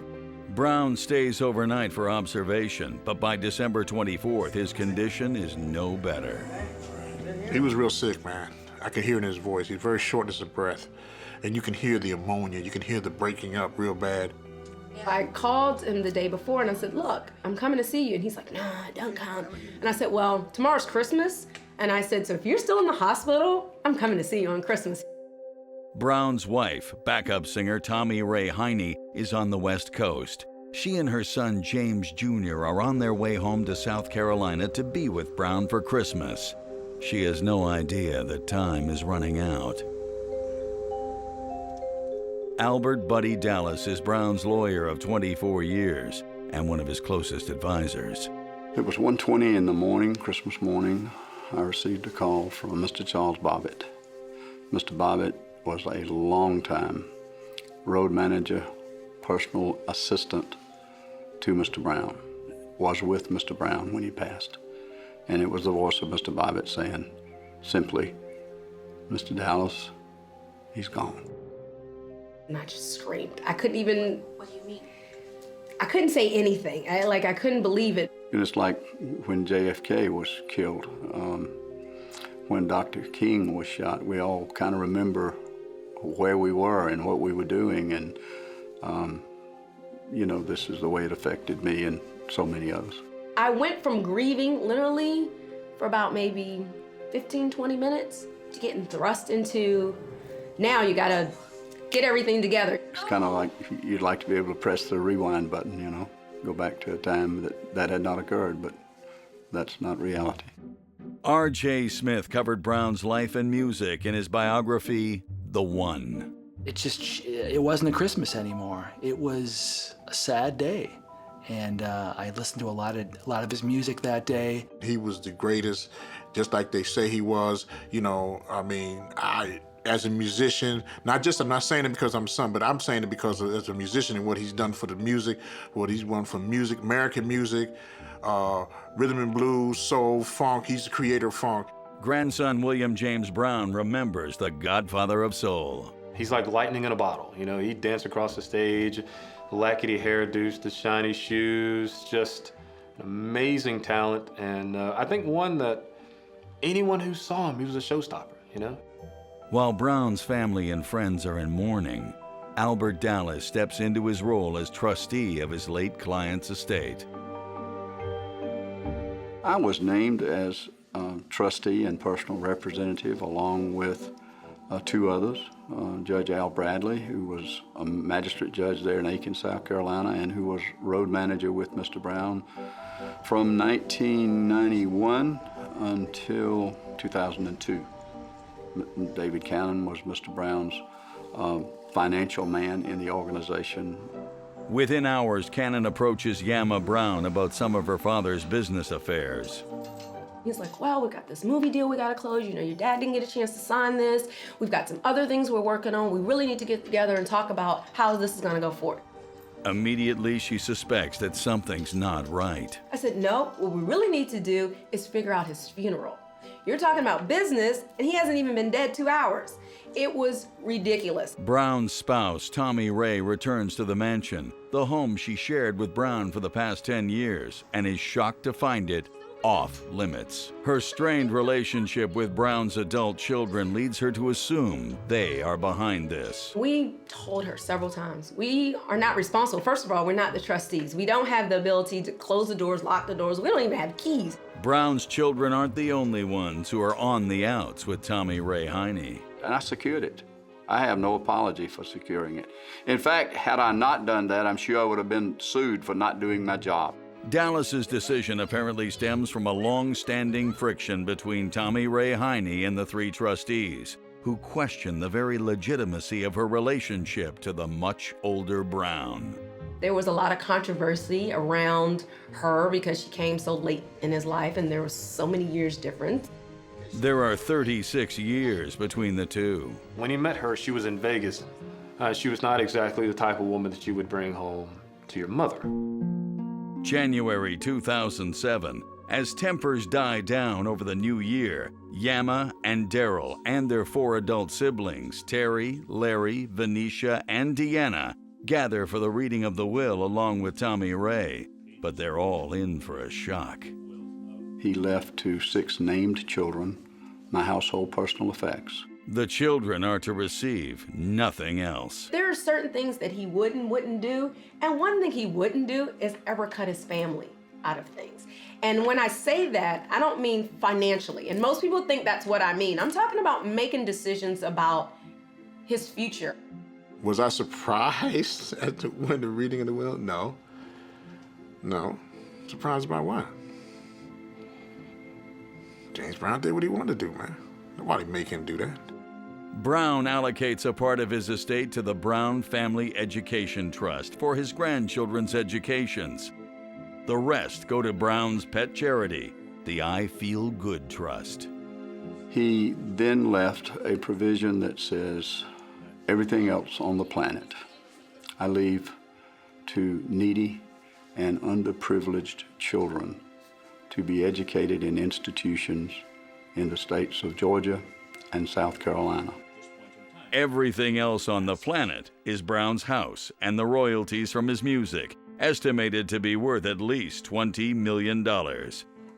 According to Albert Dallas, Brown knew what he was doing when he first thought up the I Feel Good Trust for needy children in 1987. I said, Mr. Brown, I'm just fascinated by your announcement of leaving everything to the I Feel Good Children's Trust, needy and underprivileged children. I said, it's just awesome that you plan to do this. But do you mind telling me what you plan to do for your children in a cat-like manner? He literally came down right in front of me with his finger in my face, with his voice very elevated. Mr. Dallas, they are not gonna ride my back when I'm gone. Do you hear me?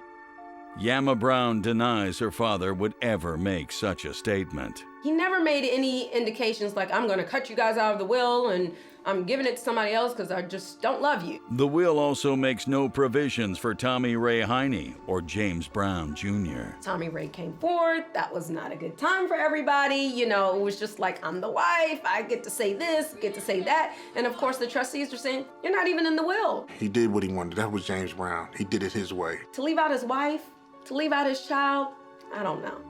The will sparks an immediate debate over Brown's last wishes. His grandson, William James, defends the will from the get-go. A lot of needs have come about in this legal process since he's passed away. A lot of needs, I might say, that run contradictory to the needs of James Brown, who only had a need to educate children. Giving hope to children comes naturally to Brown, who grew up without it on the main streets of Augusta, Georgia. He lived in a neighborhood called the Terry. They called it the Terry because it stood for the Negro territory. The only place they could stay was an aunt that he had. Honeybell, she ran a prostitution home. He saw a lot of things at a really, really young age that I can't even imagine. Learned to sing and dance for nickels, dimes, and quarters. I think he supplemented that income with the theft of some hubcaps along the way.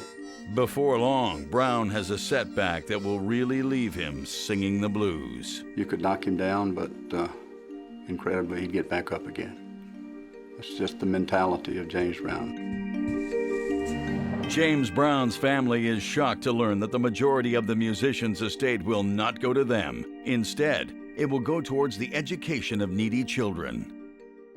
James Joseph Brown is born into poverty on May 3, 1933, the son of farmer Joseph Brown and his wife Susie.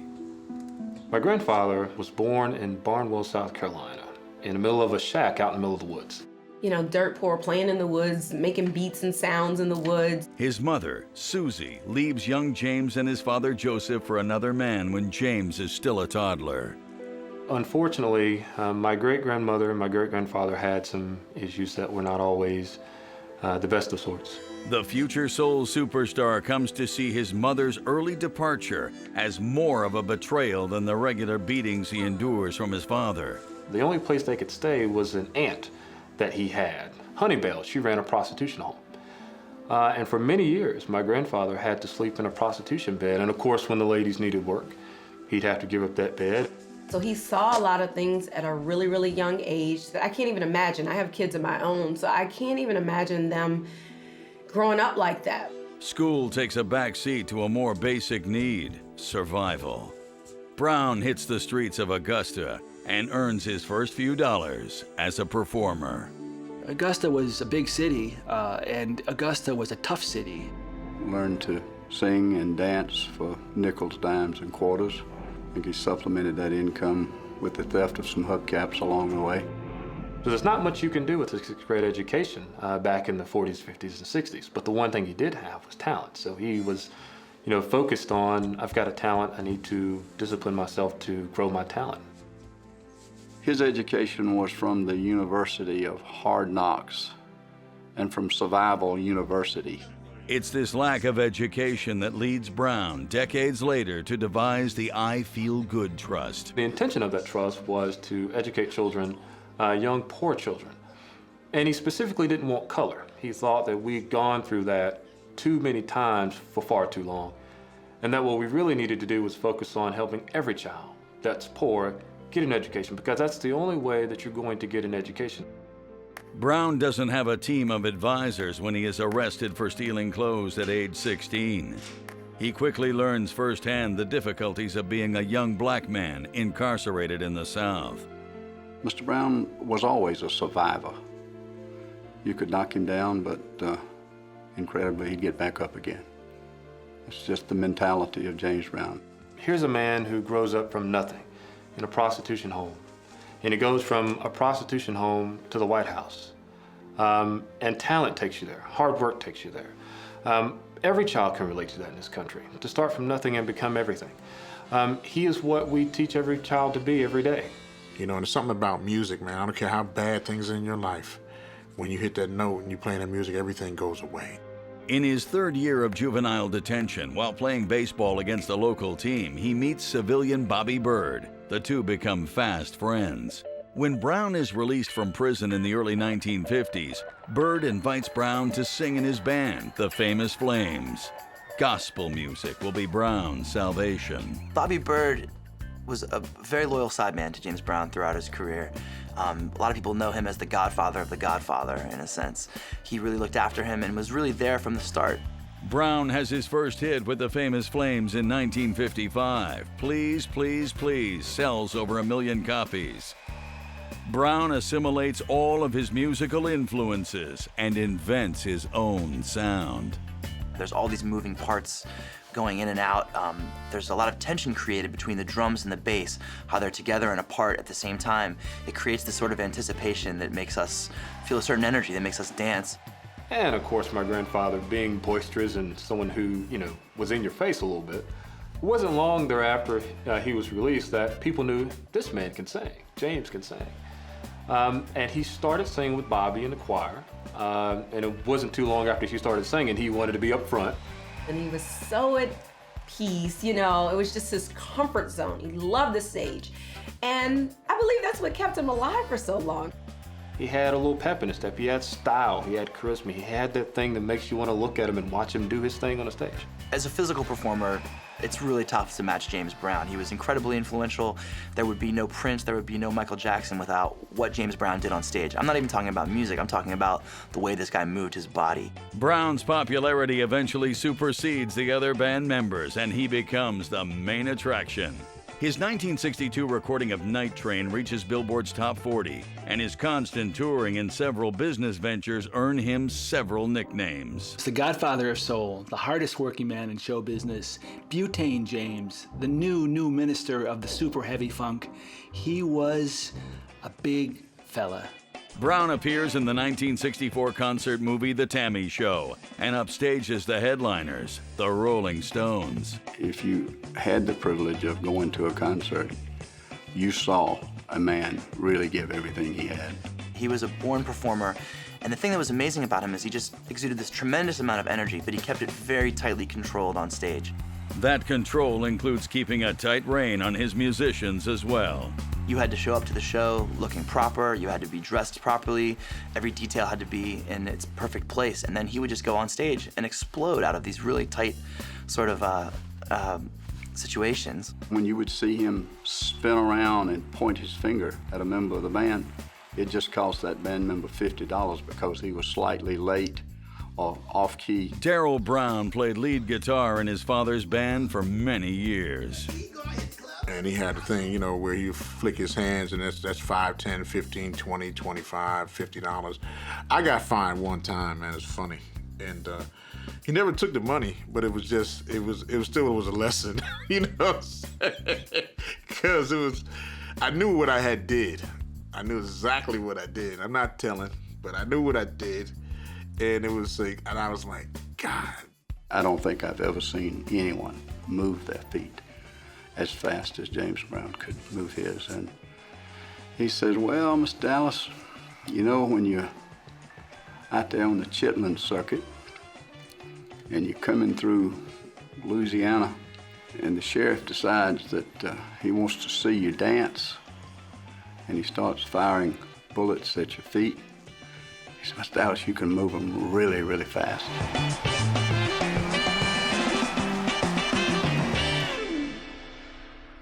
As the civil rights movement gets underway, James Brown's music in many ways becomes the soundtrack for the struggle. Say it loud, I'm black and I'm proud.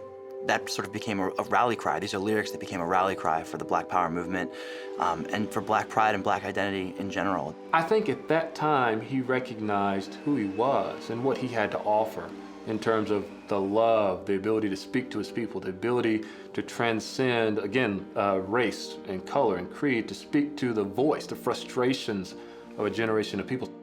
I will keep on going. I will, you know, say what I need to say. It's gonna be unpopular, but I'm gonna do it anyway because I just feel like it's the right thing to do, and I feel like I need to pull up my people in the process and just make them feel proud of who they are.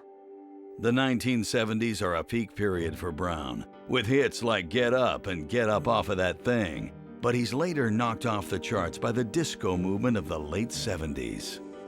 Disco was not about sweatiness and rawness. It was a little more glossy and a little smoother. It was about new stars, not old stars that we already knew.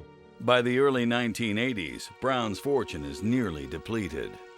It was tough for him because he wasn't kind of at the top like, you know, he was before. Now, on the verge of bankruptcy, the hardest working man in show business can't get a job. Enter lawyer Albert Buddy Dallas. The banks really didn't want any of his business. He really was not a very popular figure in 1984. Mr. Brown and I developed quickly a personal friendship in addition to our professional relationship.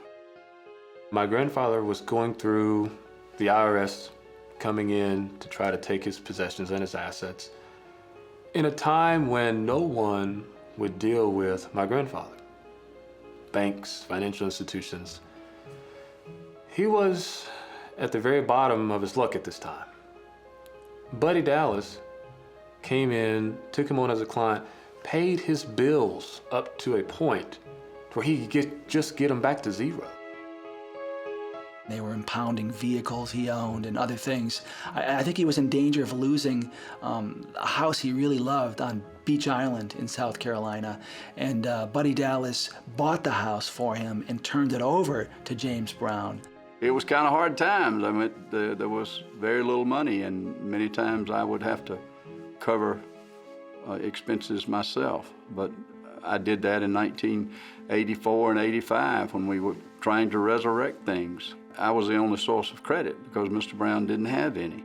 With Dallas's help, Brown manages to turn things around and enjoys a resurgence with the hit single Living in America and several movie and TV appearances. But Brown's newfound popularity makes him a target for those wishing to profit from him. Some suspect that Tommy Ray Heine tried to take advantage of James Brown from day one. Everybody figured she was a gold digger and she was after his money, and she could have been, she could have been after his money. And then there's some shocking news. The child produced through the supposed marriage could not have been his child. Mr. Brown was totally humiliated by the developments with Miss Ray. She refused to come see this man on his deathbed and decided rather to stay in Las Vegas and have her a good time. Before his death, James Brown decides to leave much of the wealth he's accumulated over his 50-year career towards the education of needy boys and girls, leaving his children and spouse out in the cold. 1994, Tommy Ray Heine is 25 when she auditions to be a backup singer for Brown, who is 36 years her senior. Within 3 months, they are a couple. I don't know what her initial intentions were, but I'm sure he afforded her a different lifestyle than she never had, so most people would have probably went for it. You have James Brown interested in you, and you're gonna go for it. Tommy Ray gives birth to a boy in June of 2001. Brown is elated at the prospect of a half-black, half-white son and names him James Brown Jr. The couple are married later that year. He fell in love with her. That's the woman he wanted to be with. But on Christmas Day 2006, newly widowed Tommy Ray can't believe what is happening to her. Why would you lock Tommy Ray out? Hell, Tommy Ray had been gone since October. She was not a resident of the mansion anymore. She had no right to be there after Mr. Brown left us. Everybody figured she was a gold digger and she was after his money, and she could have been, she could have been after his money. The trustees turn Tommy Ray away because they claim her marriage to Brown is not valid. The claim opens up a can of worms from Tommy Ray's past. Tommy Ray claims to be the spouse of Mr. Brown. We all know that Miss Ray was married to another man at the time that she engaged in a ceremonial marriage to Mr. Brown. Years before his death, Brown is shocked to learn that Tommy Ray is already married. In 1997, she had wed a Pakistani immigrant in an alleged green card fraud. The union is only annulled in 2004, long after the couple's 2001 wedding. Under South Carolina law, this renders her marriage to Brown null and void. Mr. Brown was totally humiliated by the developments. Miss Ray sought an annulment. There were agreements between Miss Ray and Mr. Brown's counsel that she would never, ever seek to claim a common law relationship with Mr. Brown. I think he tried to make her into the type of woman she ought to be. I just think he failed at it. James Brown is free to remarry Tommy Ray Heine after her previous marriage is annulled, but he never does. And to many in Brown's circle, the marriage controversy is just the tip of the iceberg. The child produced through the supposed marriage could not have been his child, for the simple fact we now know that my grandfather had many procedures done that would not have allowed him to have a child.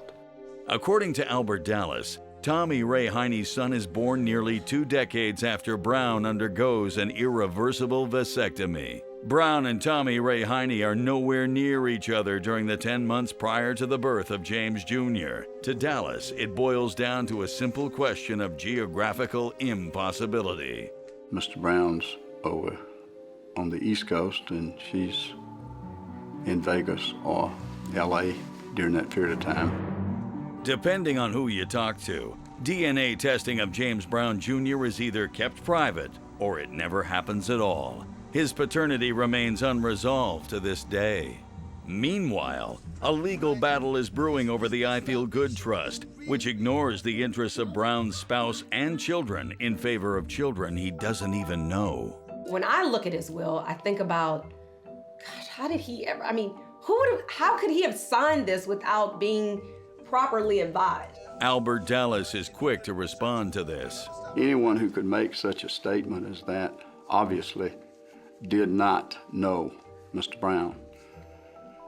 Mr. Brown was a person that would influence you, but I absolutely assure you, you were not going to influence Mr. Brown. Nobody's there pulling your damn arm. Okay, nobody's there telling you, no, don't put that there, don't do that. When your lawyer tells you one thing, and that's your friend, you believe it. And he didn't look at all those contracts, he signed them. Trust and estate lawyer James M. Kane shares his take on it. I'm not suggesting James Brown didn't read his document, I don't know. But even clients who read the documents closely will not have the recall ability generally to tell you what all these various provisions are. Dad never got higher than a 7th grade education, and he felt like that stifled him in the sense because he didn't know a lot of things about contracts. But Brown did know a thing or two about Tommy Ray Heine, according to his grandson, William James. The fact she refused to come see this man on his deathbed and decided rather to stay in Las Vegas and have her a good time, gave him all the knowledge about this woman he needed to know, such that in his last hours he would request of my father, don't let this woman come around, do not let this woman close to anything that makes James Brown who James Brown is. Nevertheless, on February 1st, 2007, Tommy Ray files a petition asserting that she is Brown's rightful widow and has a 2001 marriage certificate to prove it. Miss Ray has proceeded as if she was Mr. Brown's spouse.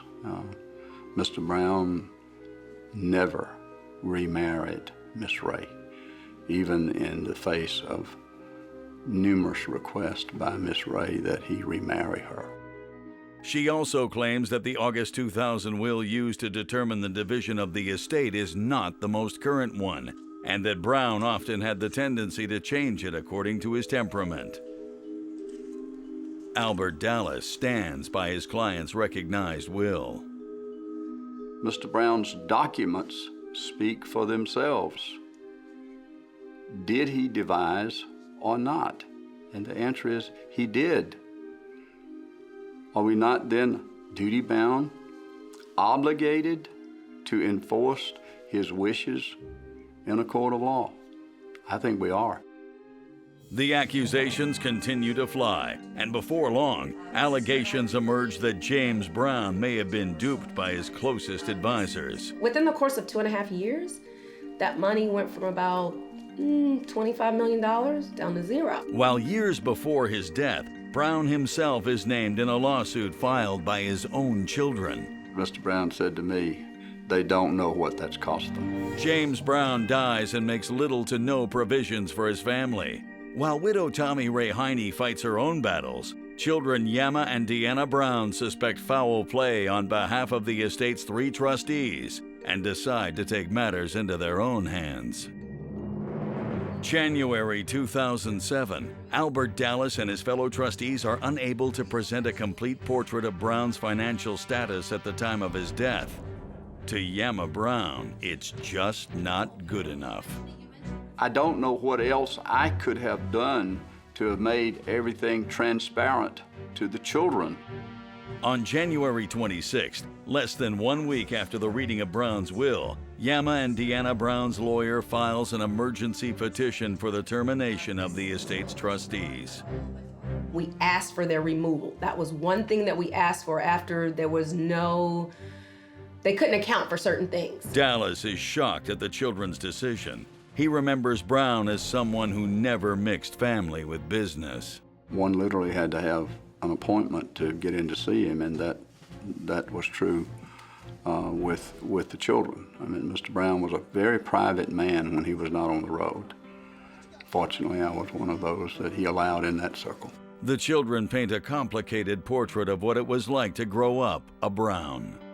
Picture your dad, okay, and then you having about 1 million brothers and sisters, you know, because we had to share them with the world. So picture that. Just imagine that way, and that's was James Brown, the dad. I could hug him, you know, nestle in his chest, just like any daughter would do their father. But there was always that flip side when you got to be around James Brown, the entertainer, and then you had to share him with the rest of the world. He wasn't there very often. You know, he was out trying to hone his talent, trying to be James Brown, trying to travel the Chitlin circuit in the South as it was. And he was not allowed really to spend too much time with his family and be James Brown at the same time. My mom would always have to explain to us, you know, Dad's working, you know, he'll be back and things like that. Relations between Brown and his children are put to the test when he's arrested in 1988 following a high-speed, drug-fueled car chase with the police. Brown is armed and is high on PCP, angel dust. To me, it's amazing that he survived that car chase. So many police around him with shotguns, shooting out the tires of his car. I don't know where they thought Mr. Brown would be going. I mean, everybody in the world knew who he was. Brown serves just over 2 years in prison. His arrest causes a media frenzy. As a child, it was difficult, and people don't really think about stuff like that. They don't think about how it affects his family, his wife, his kids, things like that. No one knows exactly when he started smoking PCP. Some people say it might have been as early as the early 70s. A number of people say he smoked it on and off for the rest of his life. We sometimes wonder, well, why do these artists and entertainers, you know, wind up with drugs or drug charges and so forth, trying to stay up to give a performance, and the grueling schedule they keep is probably the answer. Him having a rough time with drugs, I always look at it as him having a rough time with himself, his demons. Okay, he was still human, man. He's just like anybody else, you know what I'm saying? According to Eva Brown, her father's habit makes him susceptible to manipulation. A lot of people took advantage of him during that time period because he was not thinking in his right mind and things like that. Brown's last hit single, Living in America, drops in 1985. And by the time Brown is released from jail, money is tight again. He had enormous amounts of debt from years on the road and traveling with, you know, entourages of dozens upon dozens of people. In 1999, Brown takes out a $25 million bond as an advance against future royalty revenue. The bond is set up by his accountant and future trustee, David Cannon. Within the course of 2.5 years, that money went from about $25 million down to zero. Brown is unaware that Cannon receives a check from the fund for $5 million during this period and buys property in Honduras. This sets off alarm bells for Eva Brown. That happened while he was still alive, and he didn't know it because he trusted him to do the right thing with his nest egg. God knows what they're going to do when you're gone and you're not here to defend yourself. David Cannon didn't deceive anybody, says Albert Dallas. Let me tell you something. Mr. Brown could go ghetto on you pretty damn quick. And to suggest that someone took Mr. Brown's money, I would say to them, Mr. Brown didn't know to the penny what he had, but he damn sure knew to the dollar. Eva Brown's lawyer will later use Cannon's alleged wrongdoings as an argument to have him removed as a trustee. Meanwhile, William James Brown has an allegation of his own, this one against his aunts, Eva and Deanna Brown. In the late 90s, my grandfather was sued. Not by some record company, not by his trustees, but by his children. He was sued by his children for songs they claimed they wrote. In the mid-1970s, Brown creates a publishing company in the name of his daughters, Eva and Deanna, to manage the rights of certain songs. Because he put the songs in our names, obviously when we were very young, he wanted us to have something, you know, to have something that was ours.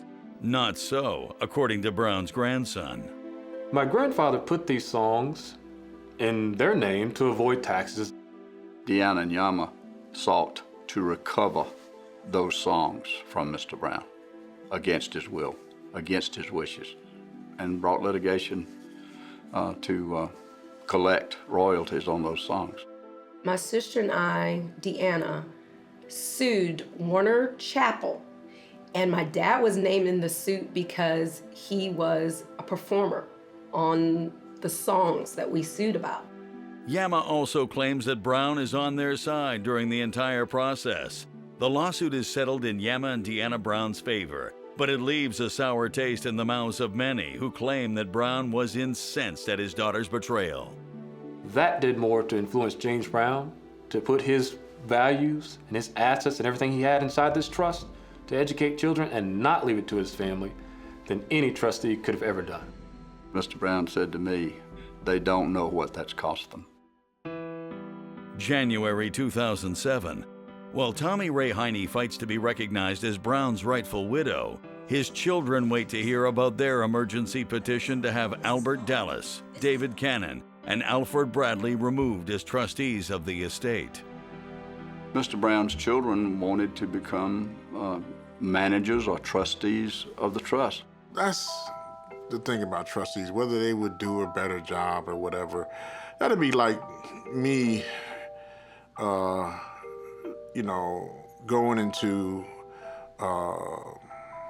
say for example, walking on a job to drive a crane, and I've never driven a crane before. Doing what the will and the trust directs. Damned if you do, damned if you don't. Nothing pleased anybody. And the only person that should have been pleased was Mr. Brown. He directed it. If he wanted you to run it, you'd have been running it. Yama and Deanna Brown move forward and point to a clause in the I Feel Good Trust for Needy Children that allows the trustees to keep up to 50% of Brown's estate as administration fees. To them, an unheard of amount for a charitable trust. We know most people are going to take up to 50%. If it allows them to, they're going to take it. With the stage set for a three-way battle of wills over the estate of James Brown, differences within the Brown family lead to infighting. Brown's family is divided, with its members challenging each other's credibility. If you lay cheese out, rats are eventually going to go get the cheese. They wanted to paint this picture that we were lying, we just wanted more money, and that was it. Grandson William James hits where it hurts. There is no difference in hanging a black man from a tree in 1965 than there is hanging a black man in a courtroom in South Carolina in 2012. James Brown's death leaves family members upset over how his estate is to be managed and divided. Two separate petitions are filed in order to contest Brown's last will and testament. February 20th, 2007. As requested by Brown's daughters Yama and Deanna, the court replaces trustees Albert Dallas, David Cannon, and Alfred Bradley with temporary trustees who will monitor the alleged wrongdoings. William James Brown can't believe it. If he saw no right to get rid of these men at any time, who am I to pass judgment on them? Who am I to say they handled James Brown's business wrong? If James Brown thought his business was being handled just fine, who am I to offer an opinion about it? I have only sought to carry out what Mr. Brown directed that I do. I didn't ask to be Mr. Brown's personal representative or trustee. I didn't ask for that job. There are increasing tensions in the Brown family between those who oppose the will and those who accept it. William James and his father Terry stand by the will from the start. Unlike the rest of my family, I don't want a dime from my grandfather. He's already given me everything I need. He's given me the tools to go out and compete in the world and make something of myself. He took care of me, took care of my family. You know what I mean? What the hell can I say about the man because he didn't leave no money? It's his damn money. You know what I'm saying? And that's where the greed and all that craziness comes in, man. For members of my family to try to perpetuate the idea that he was unduly influenced in some way, I think further shows how out of step, how out of touch, and how much they did not understand my grandfather. The accusations put Yama Brown on the defensive. They wanted to paint this picture that we were lying, we just wanted more money, and that was it. It's just like if you lay cheese out, rats are eventually going to go get the cheese. That is to say, they all want to be something or have something that they're not entitled to, that they are not. I mean, our family really thought about it and really talked about what our dad would have wanted. And what we know he would not have wanted was all this turmoil over his estate. I don't know what my sister's after. You know, I can't speak for them. You know? I mean, if that's the case, if they're after something or whatever, I wish them luck. I hope they find it. While Brown's 6 legitimate children are divided over the will, many others claim to be his illegitimate offspring. Mr. Brown loved women. Let there be no doubt about that. And he never wanted for women. The 1960s and 1970s are a time of free love, and that certainly proves true for James Brown. He had wives, he had girlfriends, he had one-night stands, and he had people working for him who were sort of air traffic controllers who had to make sure that none of these bodies collided or ever met each other. It must have been a fearful job. He was a player, man. He's James Brown, man. You know, what woman wouldn't want a man of power like that? You know, it ain't like he had to go out here and stand on the corner and wait. They came to him. Remember that. But Brown's philandering will come back to haunt him. DNA tests prove that he fathers at least 3 illegitimate children over the years. As a result, Brown's illegitimate grandchildren will be eligible as beneficiaries of the Brown Family Education Trust. 2007, the temporary trustees hold an auction of Brown's belongings in order to cover legal fees and maintenance on his house. But this decision doesn't please everyone. A lot of us were for it, but some of us were against it because some of the things that were sold were things that we did not agree on. Unsatisfied by the current management of the estate, Brown's children decide to propose a settlement to the courts. They invite another key player in the battle against Brown's will to join them, Brown's widow Tommy Ray Heine, mother of James Brown Jr. Their son was our family, you know, that was like our brother, you know, and he's a kid. He's the same age as my son.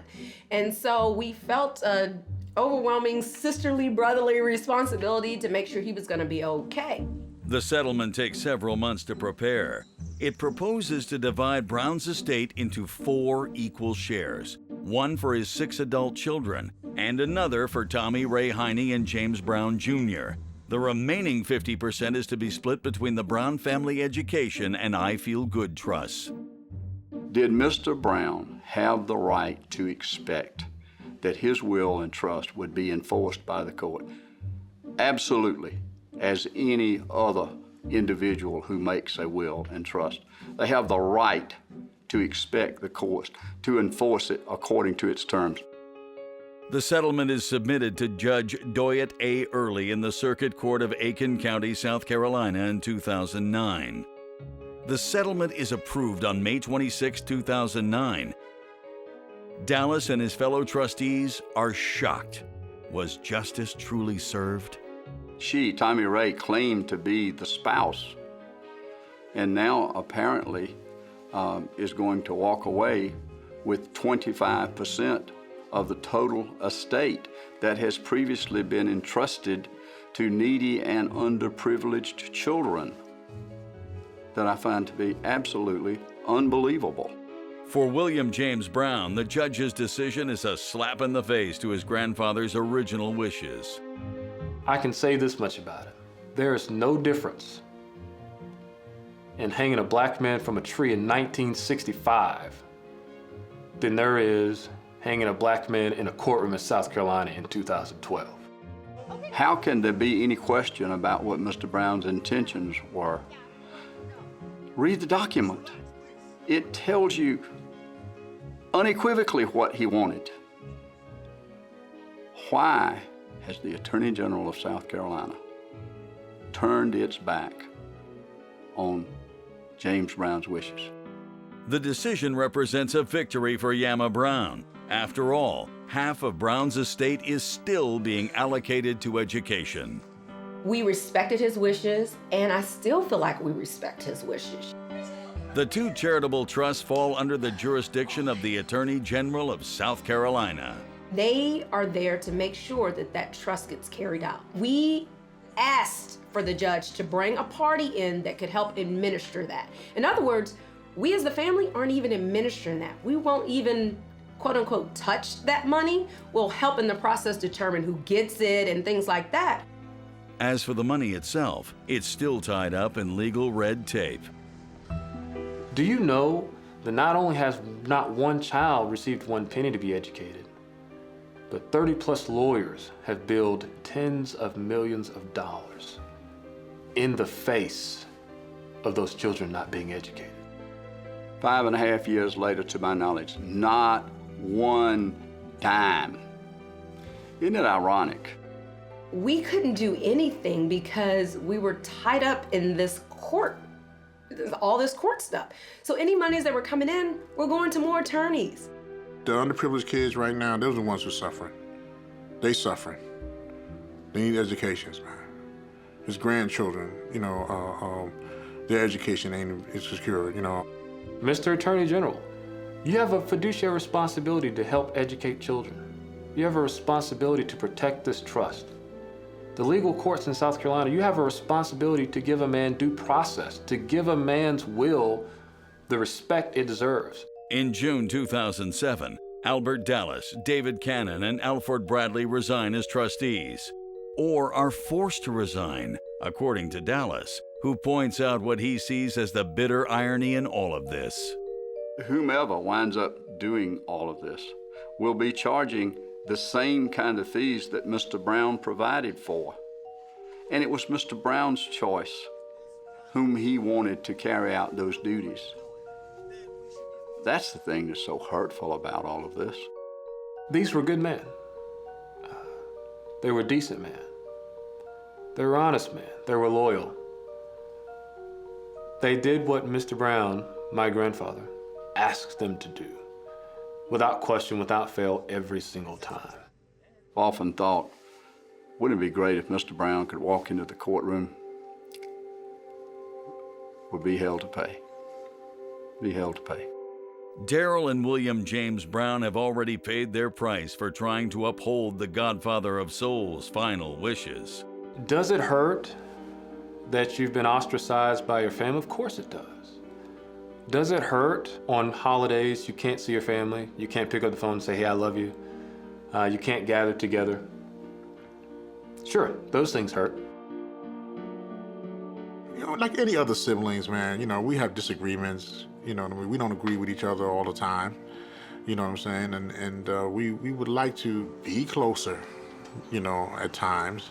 But at the same time, I owe as much to my grandfather to do the right thing, to stand there, resolute and firm, to carry out his wishes, regardless of what the consequences are. Because in the end, without James Brown, there's no William Brown. Because he lived, I live. That's the bottom line to it.